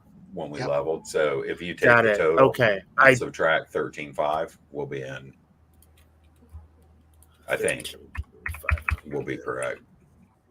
Okay. Because We still have 5,000 left then, so we still have plenty of gold. Okay, yeah, because I remember us being pretty broke after all of that. Yeah. Okay. Okay. So yeah, if we have So enough you for get me your to full level. Sorry, go ahead. Okay, so I get both my levels then. Yes. You Cool. need those. Yeah. Yeah, I need those. DM, no offense, I'm rolling my hit points this time because you have shafted me every single time I have rolled for hit points. You've just jinxed yourself. Yeah. I don't care. I genuinely don't care. If I roll badly, I roll badly. Go ahead, roll them. That's fine. I get to keep. Roll it Can around. I roll both my fighter and my cleric right now? Are you training for both fighter and cleric right now? I'd hope so. Well, then yes. Okay. Yep, you're right. I shafted myself. I got a 3 for the cleric, which with my con is a 0 plus 0. But I got a 9 for the fighter. 3 plus 9 is 12. Divided by 2 is 6. That's not bad. Not bad. So 6 hit points. I level them in. Okay, so I get 6 and then 6? No. Oh, I just get 6. Okay, that's right. You get 6. That's why my hit points suck. You take your hit points, you merge them together, you divide by the number of classes you have. That's right. Sit you down, my son. Bless you. Let's see. All right. Well, So if we have a moment, so we got 73 experience points plus whatever the cut of the treasure was, and then plus the experience points from the dagger in my case, right? I mean, should we just knock out experience points now? Yes. Now, remember, with treasure, you get the value in XP, even if you don't get the coin. Right. I just so we had 9,200 plus 2,377. That is correct. And then you had I closed the calculator because you have 315 plus 315 plus 9. Let me see here. My apologies to headphone users.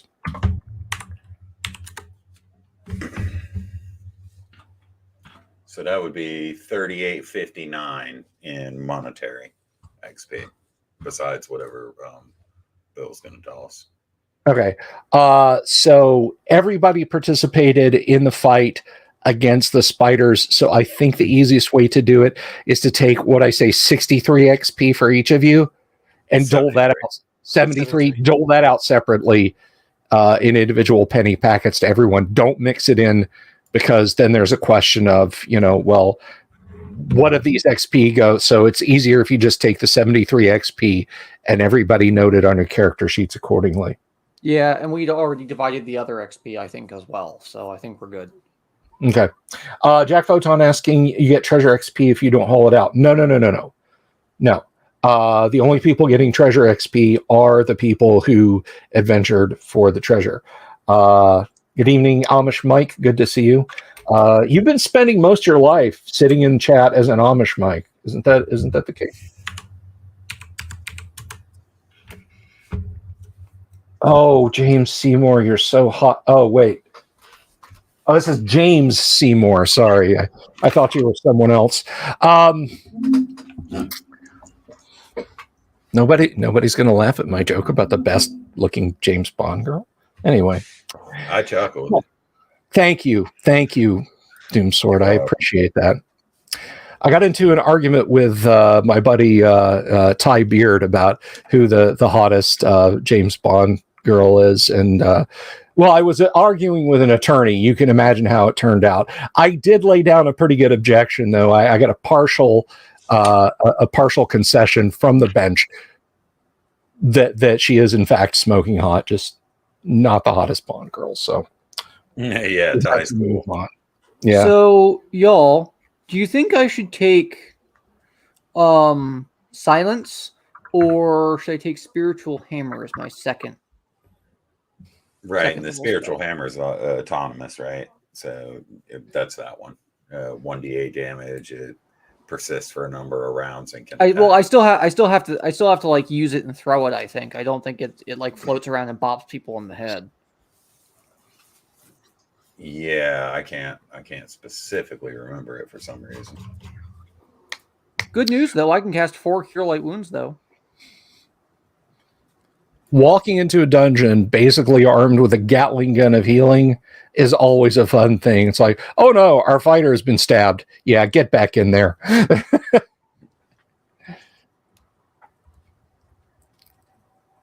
Pretty much, because that's our big bottleneck. Typically, is healing. Yeah, so you just have to concentrate on it. You don't have to throw it or whatever. You just concentrate on the hammer. Obviously, I guess precluding any further attacks. Yep. And for me and my strength, it just makes more sense to just beat people over the head. Right. But I will grab a silence, I think. That will stop any stupid enemy spellcasters like what happened last time. Hello, darkness, my old friend. Yep, that. While Outlier is training, I guess, for 2 weeks, one for each one of his classes, Abner was going to go see if he could find a sage, perhaps one about historical matters. He wants to ask if anyone knows the name Temuskar and what they know of this figure. Okay. All right. So you are seeking the employ of a sage in the city of Greyhawk. For a short-term single question type thing. I'm not going to try to set them up with their own library. No, just a quick question. Okay. Quick. It's probably going to take like 3 weeks. 4,000 gold pieces later. you go back. He's gone all Jim Kaczynski on you. Yeah. I don't know. I just paid you 5,000 gold pieces to find out. Oh. Okie doke.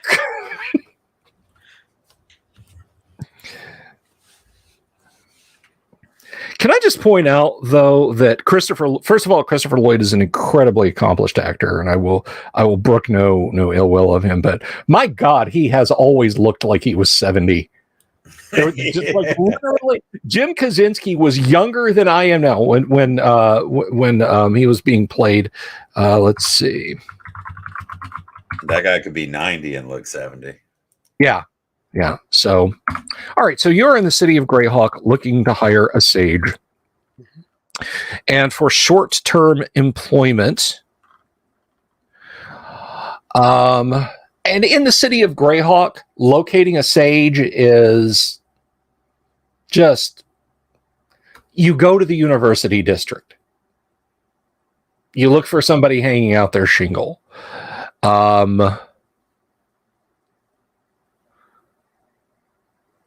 Let's see. So the most he will give you for short-term employment is a week's time. Okay. Can you tell me how much that is to make sure I can afford it?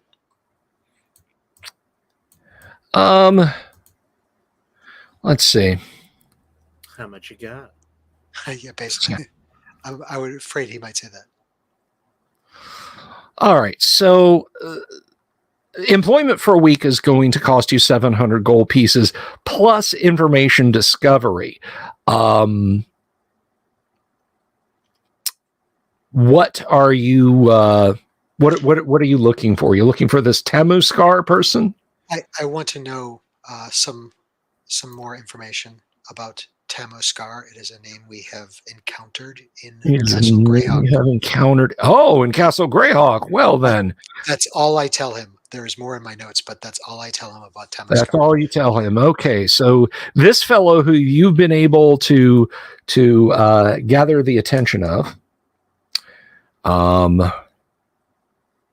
has one minor field and 3 special categories in a major field. He All minored in right. pottery, majored in sociology.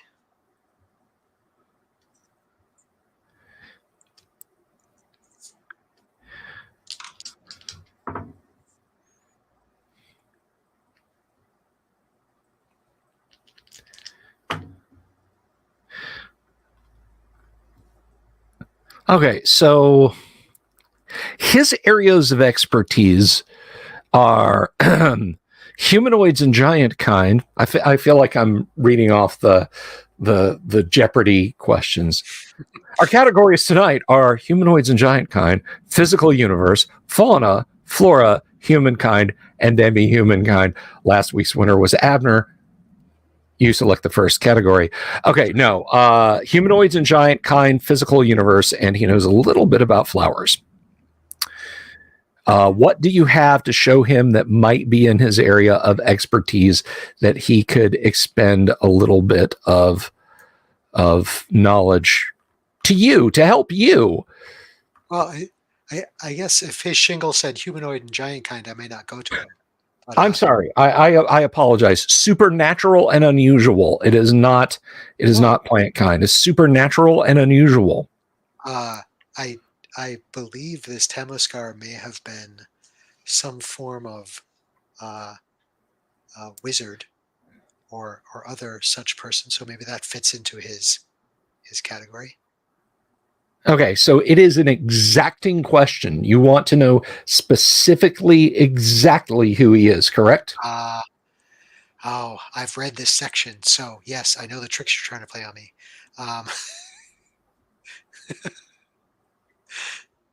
Like an arrow through my heart. Tricks. I shot well. Yeah. I just want to know. I want to know what he can tell me about Tamuskar. Yes, in a week's time. Okay. I'll give him a week to do some research and then tell me what he knows.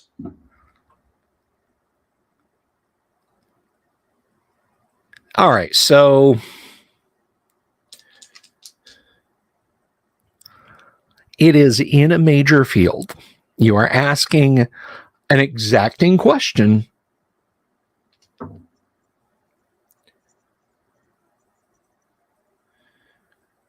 And he says, return in a week, and I will try to acquire this information for you.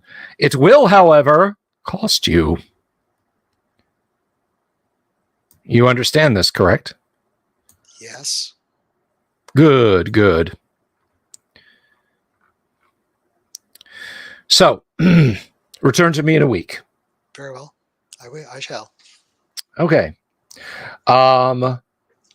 What about Jeff the fighter? What is he doing in the week? Well, I think I can only really drink because I don't have a lot else I can do. All right. Well, we'll come back to you. I guess I'll drill the men at arms because I'm the middle manager now. So Okay. All right. I mean, you are a veteran. You have a leg up. Doomsword, how about Turgo? What is Turgo doing in the interim week? I think I'd like to mill around a bit and put out the feelers on perhaps finding a warrior henchman. All right. So, Jeff, a couple of days pass.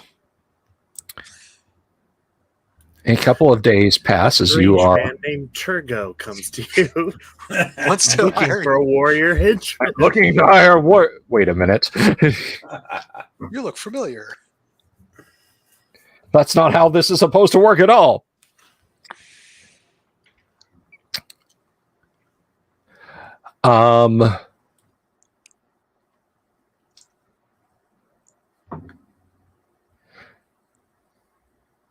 Yeah, so while you're in between drilling the troops and quaffing an ale, you do see the only thing of note over those couple of days is a city official. Do you approach him, speak to him? He's got a small retinue of guards with him, apparently. Just at the bar or something?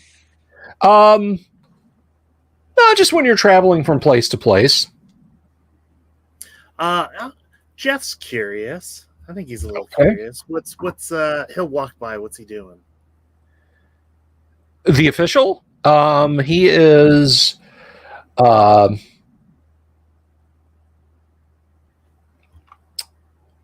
he's talking to the men at arms and saying, "No, I don't want to hear any more of this nonsense about the city militia not wanting to fight. If you're part of the city militia, you're born fighters. All real city militiamen love the sting of battle, and they will not tolerate a loser."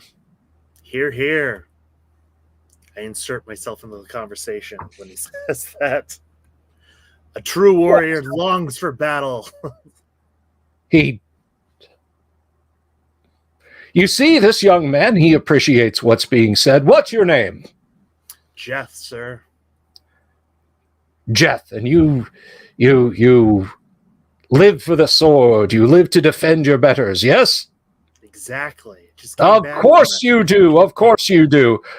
Carl, get him an armband. Welcome aboard, Jeff. It's good to meet you. He claps you on the shoulder, pumps your fist. He seems like a nice enough fellow. Regrettably, I'm unemployed right now, but if I were not, this is you're employed now. Yeah. You're definitely well, of course you're employed now, my boy. This is how I roll a new characters. Exit stage left. No, I have 2 jobs now. Yes. Regrettably, I travel north soon. Otherwise, I would stay. And I give like a once over to the. I'm no longer talking to him. I'm talking to the militiamen. Kind of like I would be here too if and I would be following this guy if I didn't have something else to do. So you better. You're lucky. His city guards look at you with just barely disguised contempt. Jeff gets in fights a lot, I think. Yeah, you're making friends. Well, I mean, if you could see the reaction roll, he mutters under his breath, "Sell sword." All right. Do you wish to make a scene or give your away? No, I will make friends with whoever that guy is, but otherwise I excuse myself. Okay. All right. Well, he is let's see. Let me see.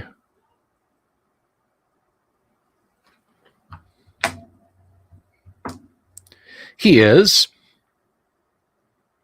a deputy bailiff. Pleased to meet you, bailiff. His name is Harl. Lord Harl. To you. All right. So yes, Lord Harl is pleased to meet you and thanks you for showing his men what how someone with a backbone and ambition comports themselves. Take care, Wave of Mutilation. I hope you feel better. So yes, Lord Harl will bid you farewell. Doomsword. Turgo is looking to find a quick shortcut to the hiring halls, and you take some advice from some folks in the streets who indicate the right way for you to go.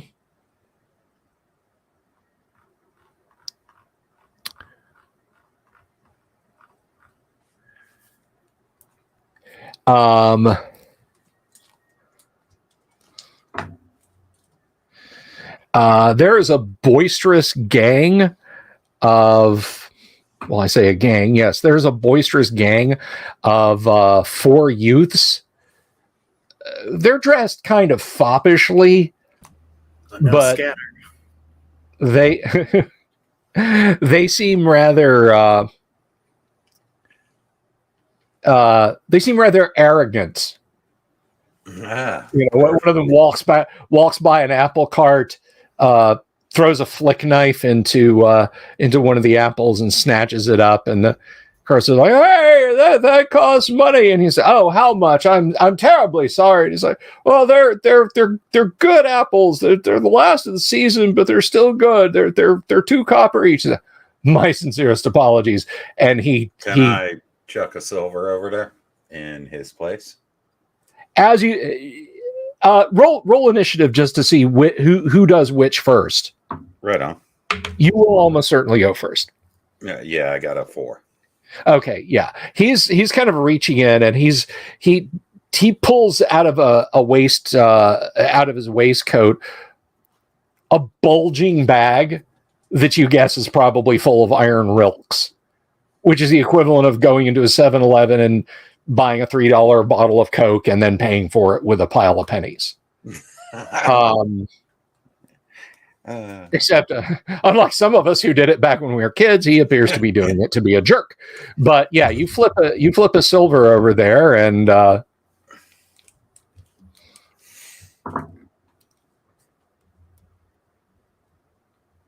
that does not sit well with the young rake. You've spoiled his fun. And he just tosses the apple aside and sizes you up and says, "Do you make mock, sir?" No, I do not make mock. I just wish to show those among you that there is more where that came from. For the right individual, of course. If I've imposed on you with the promise of treasure, or if I've offended you somehow, then I must apologize and bid my farewell.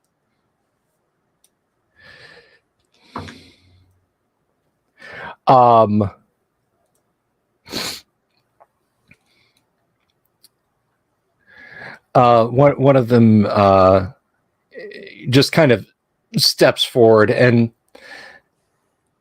you've seen fakers. You've seen the idle rich who dress up like fighters and adventurers. The swagger that these guys have, the way they wear finery but over armor and so forth, tells you they're not faking it. But he just kind of rests his hand on the pommel of his poniard and says, "Look at this outlandish fellow with your mud on your boots and dirt on your tunic." And he literally just like slaps you in the lapel, and a little puff of dust comes up. Ugh, despicable. Why we can't walk in the street for an afternoon's drink without being accosted by the lowly. Is that it, eh? I call it work, and I call it money. I call it adventure, and I call it fame. And I rest my right hand on the pommel of my frost brand. I can see that I've stumbled upon a rather slovenly lot. I shall bid you my adieu. They laugh derisively at you, but yeah, they've waistcoats are drawn back. You can see that they have short sword, long sword, dagger, maybe just kind of nothing is drawn. But given the look of the crafting, these are either extremely finely made weapons, or there might be a magic weapon or two amongst them as well. But they laugh it off and jeer at you and hurl some insults. Enjoy the silver, boys.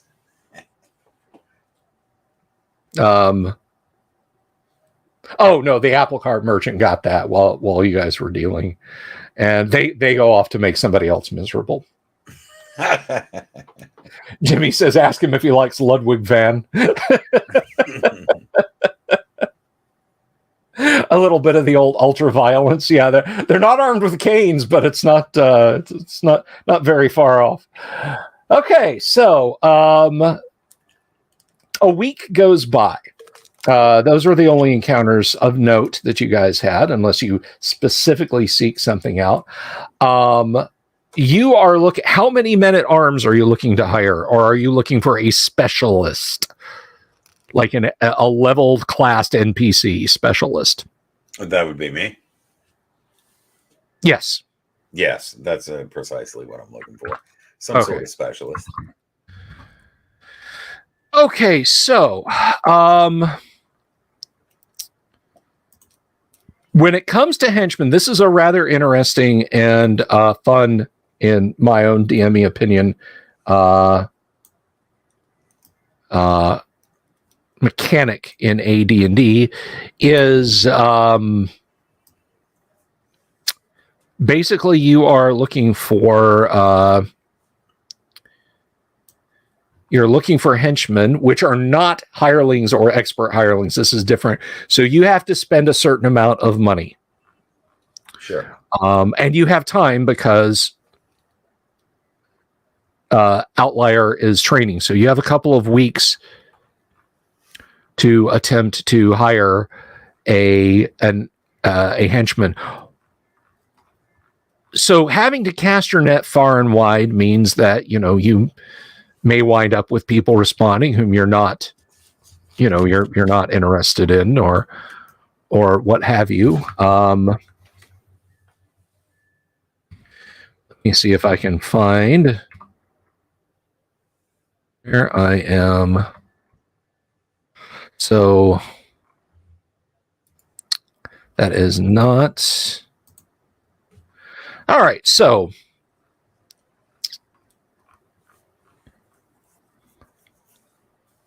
here are the methods you may use.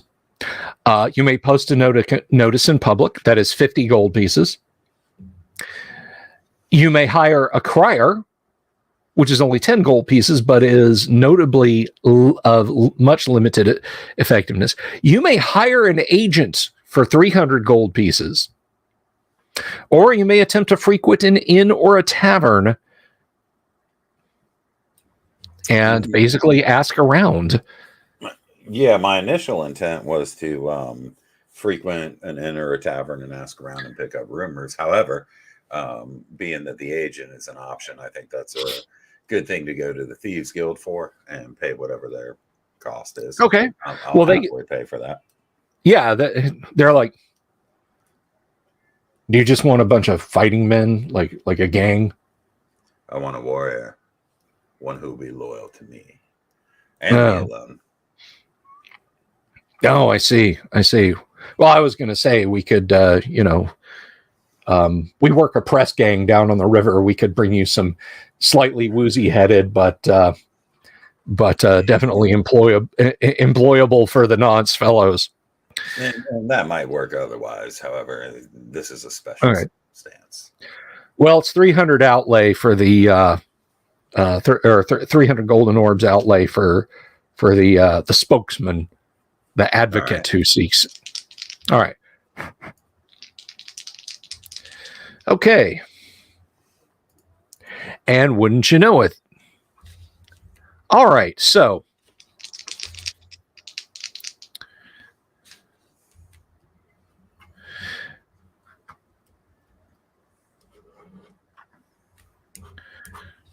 all right.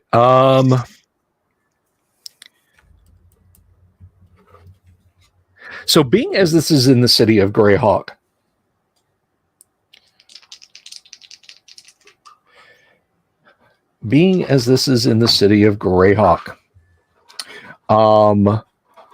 and the city of Greyhawk is a very large city indeed.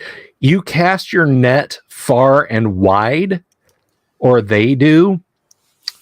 And are you going to dismiss out of hand anyone but fighters? No. Well, yeah. I mean, I suppose so. I don't want to step on any of my companions' toes with some kind of stupidity. So yeah. Okay, that's fine. All right. Let's see here. Let me just make some quick die rolls, and it's easiest to do this by computer. So,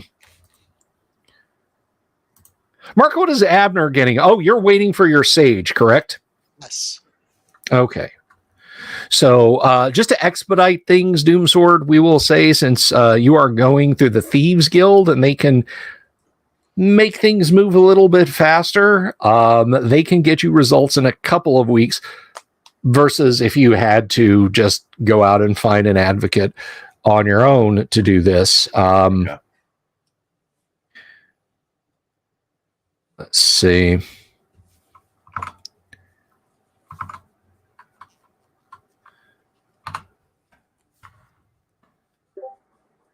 Alrighty.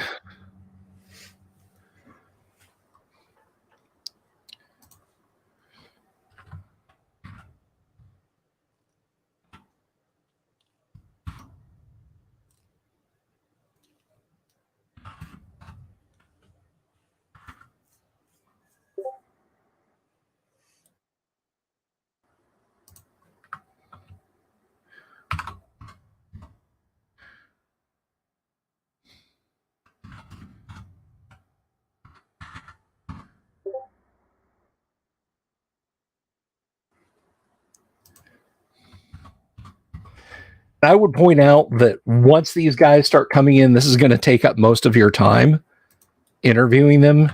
Sure. Can we see number 3 again? He might have killed somebody down at the wharf, but that's not my problem. All right.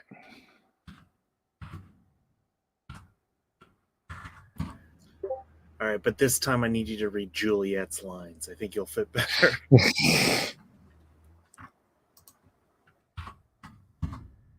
So you have 5, let me see. 5, okay, you have a total of 12 prospective fighters. Now, you don't have to hire specific ones. In fact, let's see. I'm going to roll a D10 for each of these.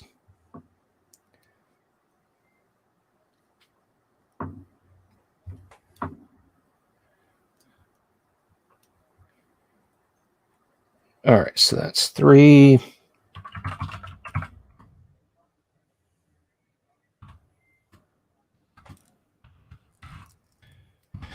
All right.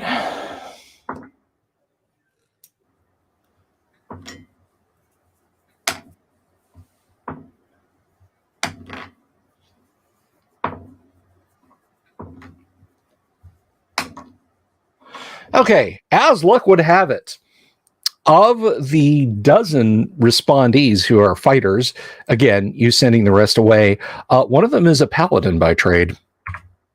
Do you wish to hire him? I'm happy to negotiate with that gentleman. Okay. Well, he tells you pointedly. He says, "I must ask you what your profession is, sir." Wealth Let's just say redistributor. I'm an antiquarian. I find things, and most times return them to the rightful owners. I'm good I with the see. sword. Well, perhaps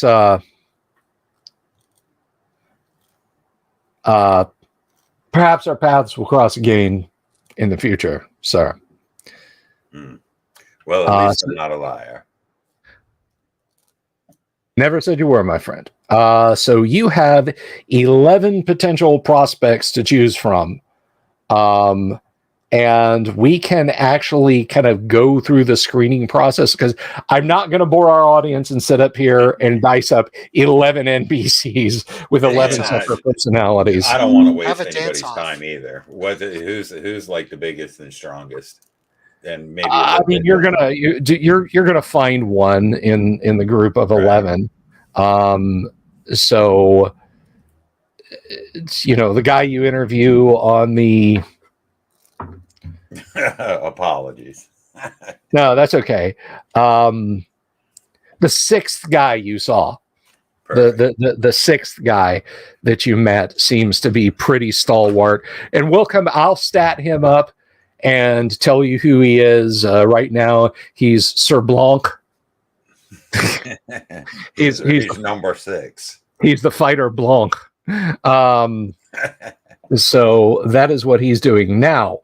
The 2 weeks is up. We're kind of compressing time a little bit. The sage has news for you. He has news for you, Abner. He has a bill for me. I'm not sure if he has information, though. We're gonna find out. Oh, he does have information for you. He has a little invoice. With the dice rolls that I made. Oh, you guys bitch about the DM. Oh, the DM makes the dice rolls. We're doomed. Yeah, no, you didn't. Trust me. Trust me. You're doing fine. You're doing fine. Okay, so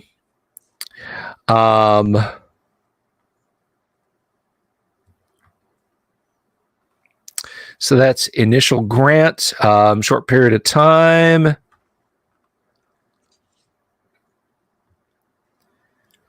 So he knows the answer to your question, but what is it going to cost you?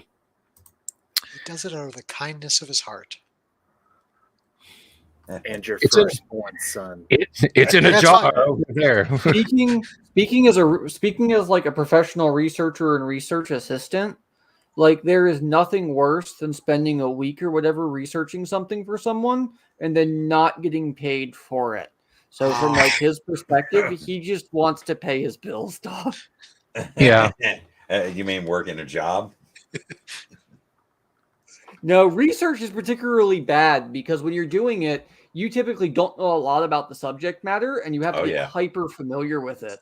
And so now you've just filled your brain with so much useless information you will never use. Been there, done that. Yeah. Yeah, his porridge is half field stubble. He just wants some money. Okay, so let's see. Short-term employment, 100 gold per day, plus a variable amount shown under information discovery.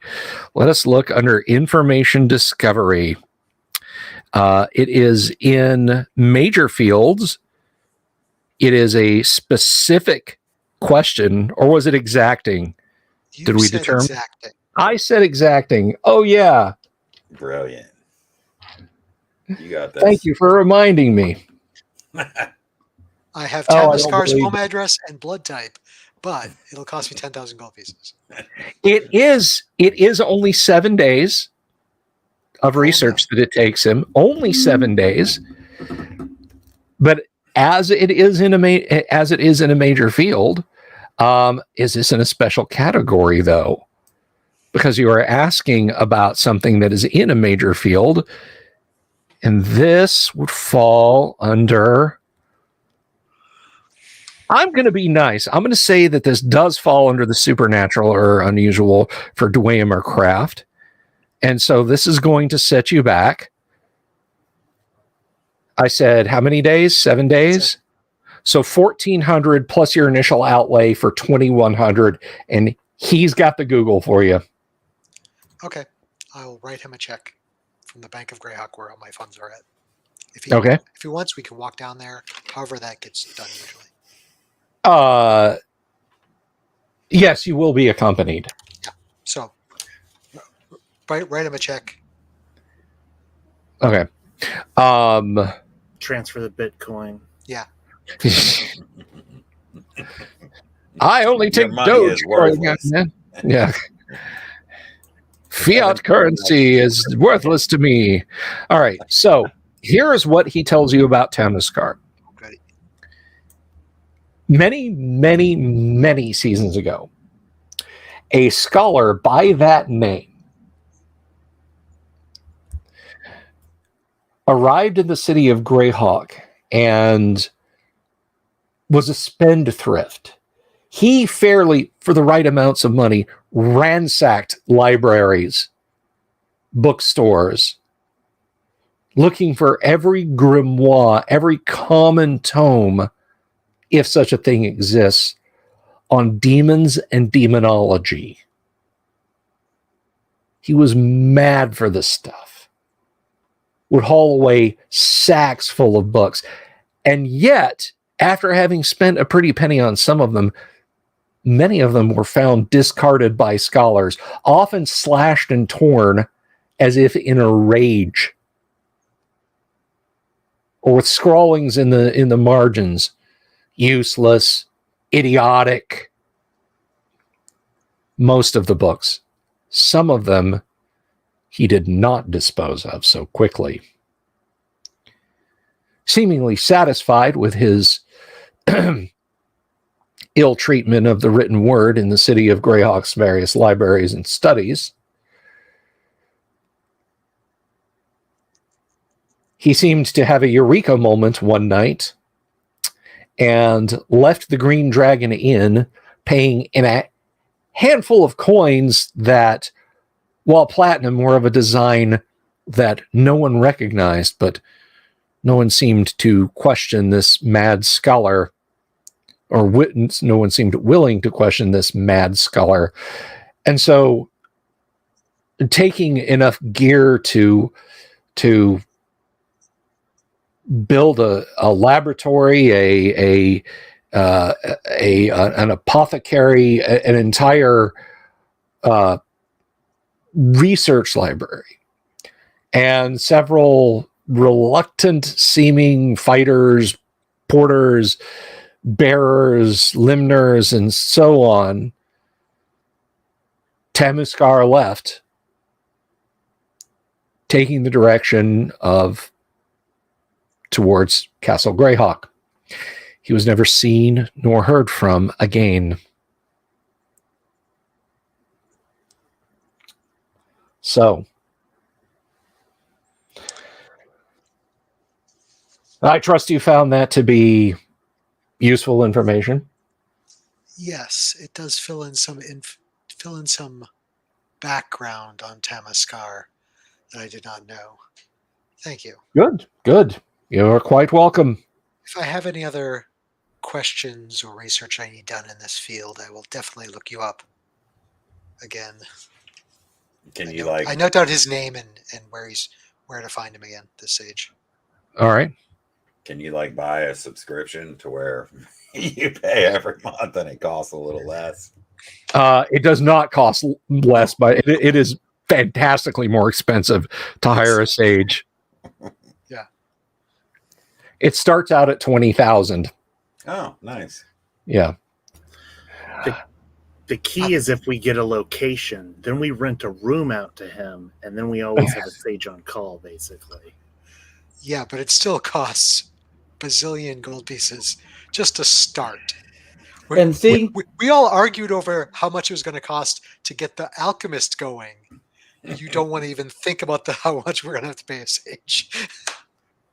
So speaking of your alchemist, are you paying your alchemist? I hope. Not my alchemist. I don't Um, know anything about that guy. technically, he's my alchemist, but I am broke AF. So, and I'm currently training. No, you got somebody's got to pay him because So, you guys yeah. have like 1,600 GP doled out. Yeah. So, yeah, somebody. Well, somebody does have to pay him, and then B, he should be able to churn out some more potions for us by now, ingredients or no. Yeah. He should have Abner something wanna within deal the with city that guy? he should have something within the city that he can come up with. I mean, I'll give you 800, and you take 800 and deal with them if you want. Well, You're if probably better to if deal memory with them than serves, I am. he's what, 300 a month? Yeah, it's 300 a month. We might still be on that 300, but I know it's coming up. I'll at least go and talk to the alchemist and find out how his work is going and how much he is owed at the moment because Outlier's indisposed. Yeah, and Okay. I'll back him up. I'll hang if I'm available. Yeah, you look mean behind me if he starts, That's giving what I'm thinking. me sass. Okay. He does not give you sass, and he's like, oh, I didn't realize it was the first of a month. It's He's, the first of a month. I'm not sure. He's concocting. There's like beakers boiling and alembics and everything, and he kind of thumps one, and there's something. He picks up a flask and kind of swirls it around. It's a dark, thick liquid. Has a very robust aroma to it. He puts it back over the flame just a few more minutes to get the to get the acidic balance just right. So what was it you wanted? So were you here to pay me? I'm here to find out what the status of your work is. Outlier, the one who's hired you, is indisposed currently. Yes. So I came over to find out, make sure we're still in good status with you. We're not in arrears with payment. That's the word. Well, I don't think. I don't think, and he's like going through a stack of papers. I don't think. No. You do not currently owe me anything. If you wish to pay in advance of the next month, that's certainly fine. But as to my progress, I'll let you be the judge. And he picks the flask up, and he's like, "And you're just in time," and pours it into a clay mug and offers it to you. Sniff, waft. It's got kind of an acidic sort of odor to it, but it's not entirely bad. It's almost kind of a woody smell. And what may this be? Well, that little concoction can help increase your vigor. I recommend consuming it in the morning. I haven't thought of a good name yet. Tell me what you think. Well, thank you. All right. Cork that. No, it's in a mug. It's like it's not in a bottle. It's coffee. Yeah.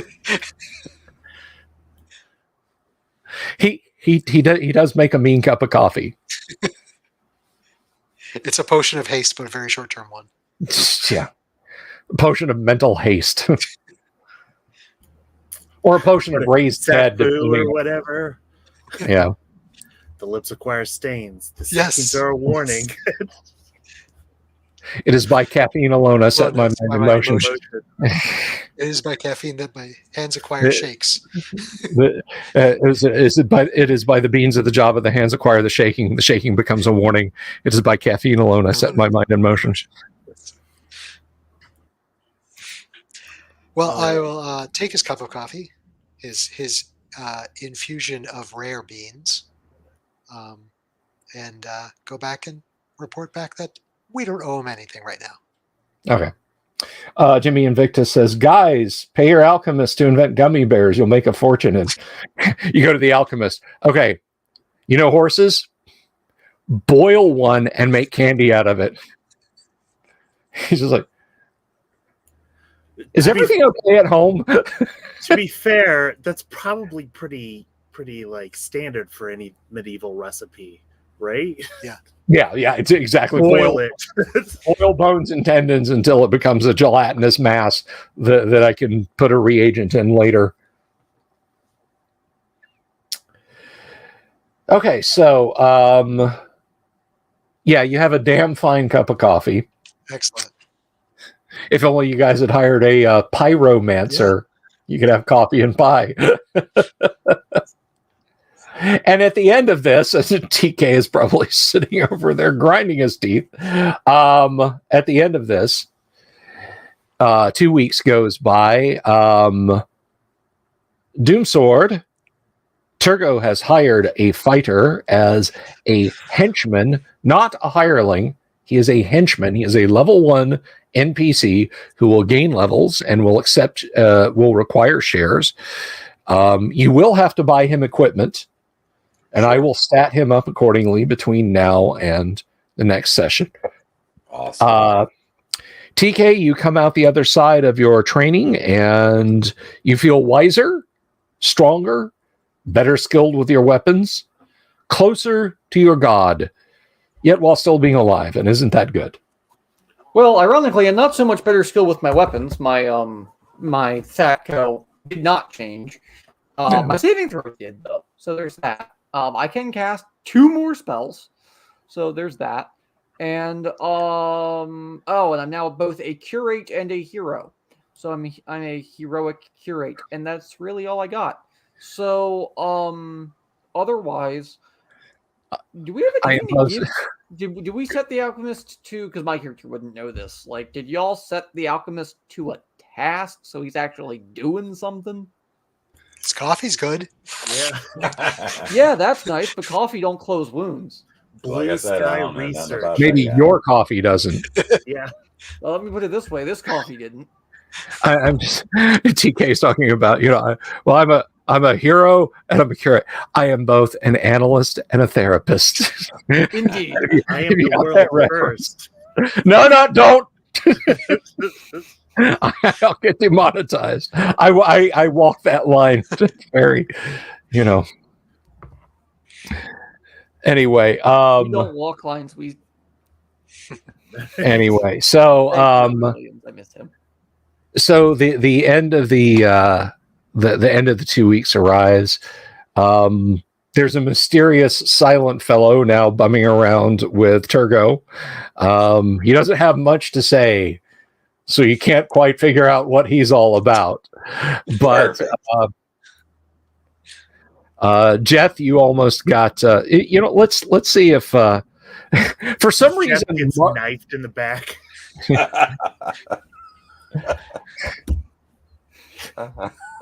Lord Corion's characters die more often than Spinal Tap drummers. Oh man!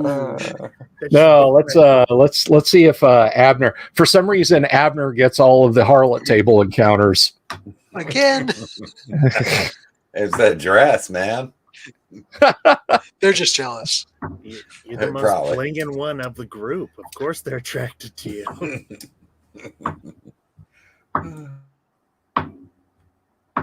Well, I should have gotten 1-1 on that. The problem is this is my initiative die. I've trained it to roll high rolls, not low rolls like ones.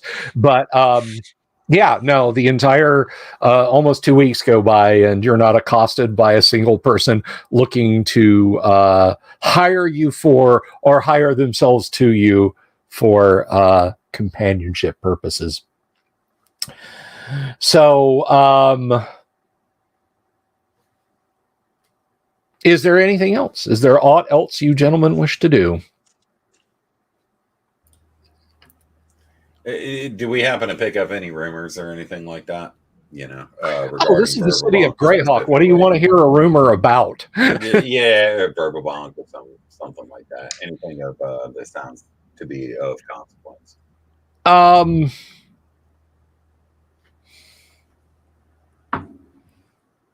No. Oh yeah, Verbabonk. I guess if you like little towns, most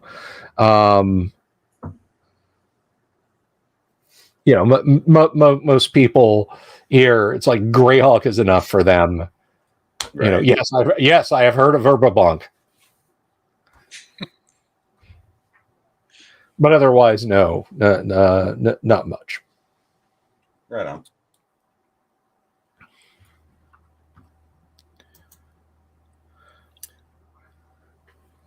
So am I putting this guy through training as well, Turgo? To start, I guess, poking around. Yeah, this guy, we just need to get him equipped and whatnot. All right, welcome to the unit. I take him to the wagon. I start fitting him with secondhand crap or whatever. Don't hurt him too much, Jath. We should like put a sign up on that cart and just start selling stuff. It's like our own shop. Yeah, right. It's our own weapon shop. With Abner's Surplus Emporium. Yeah. I was gonna pick up some hirelings, and then my character died, so that wasn't too far off than what I had. And now you are a hireling. Navy store.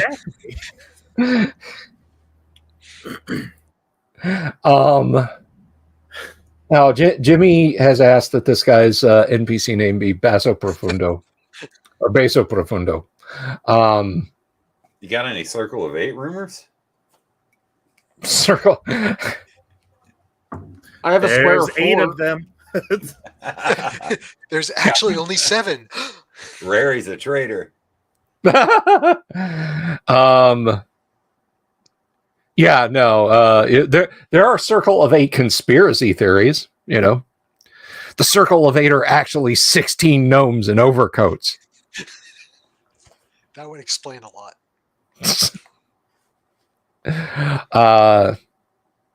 So no, you don't hear anything about the Circle of 8.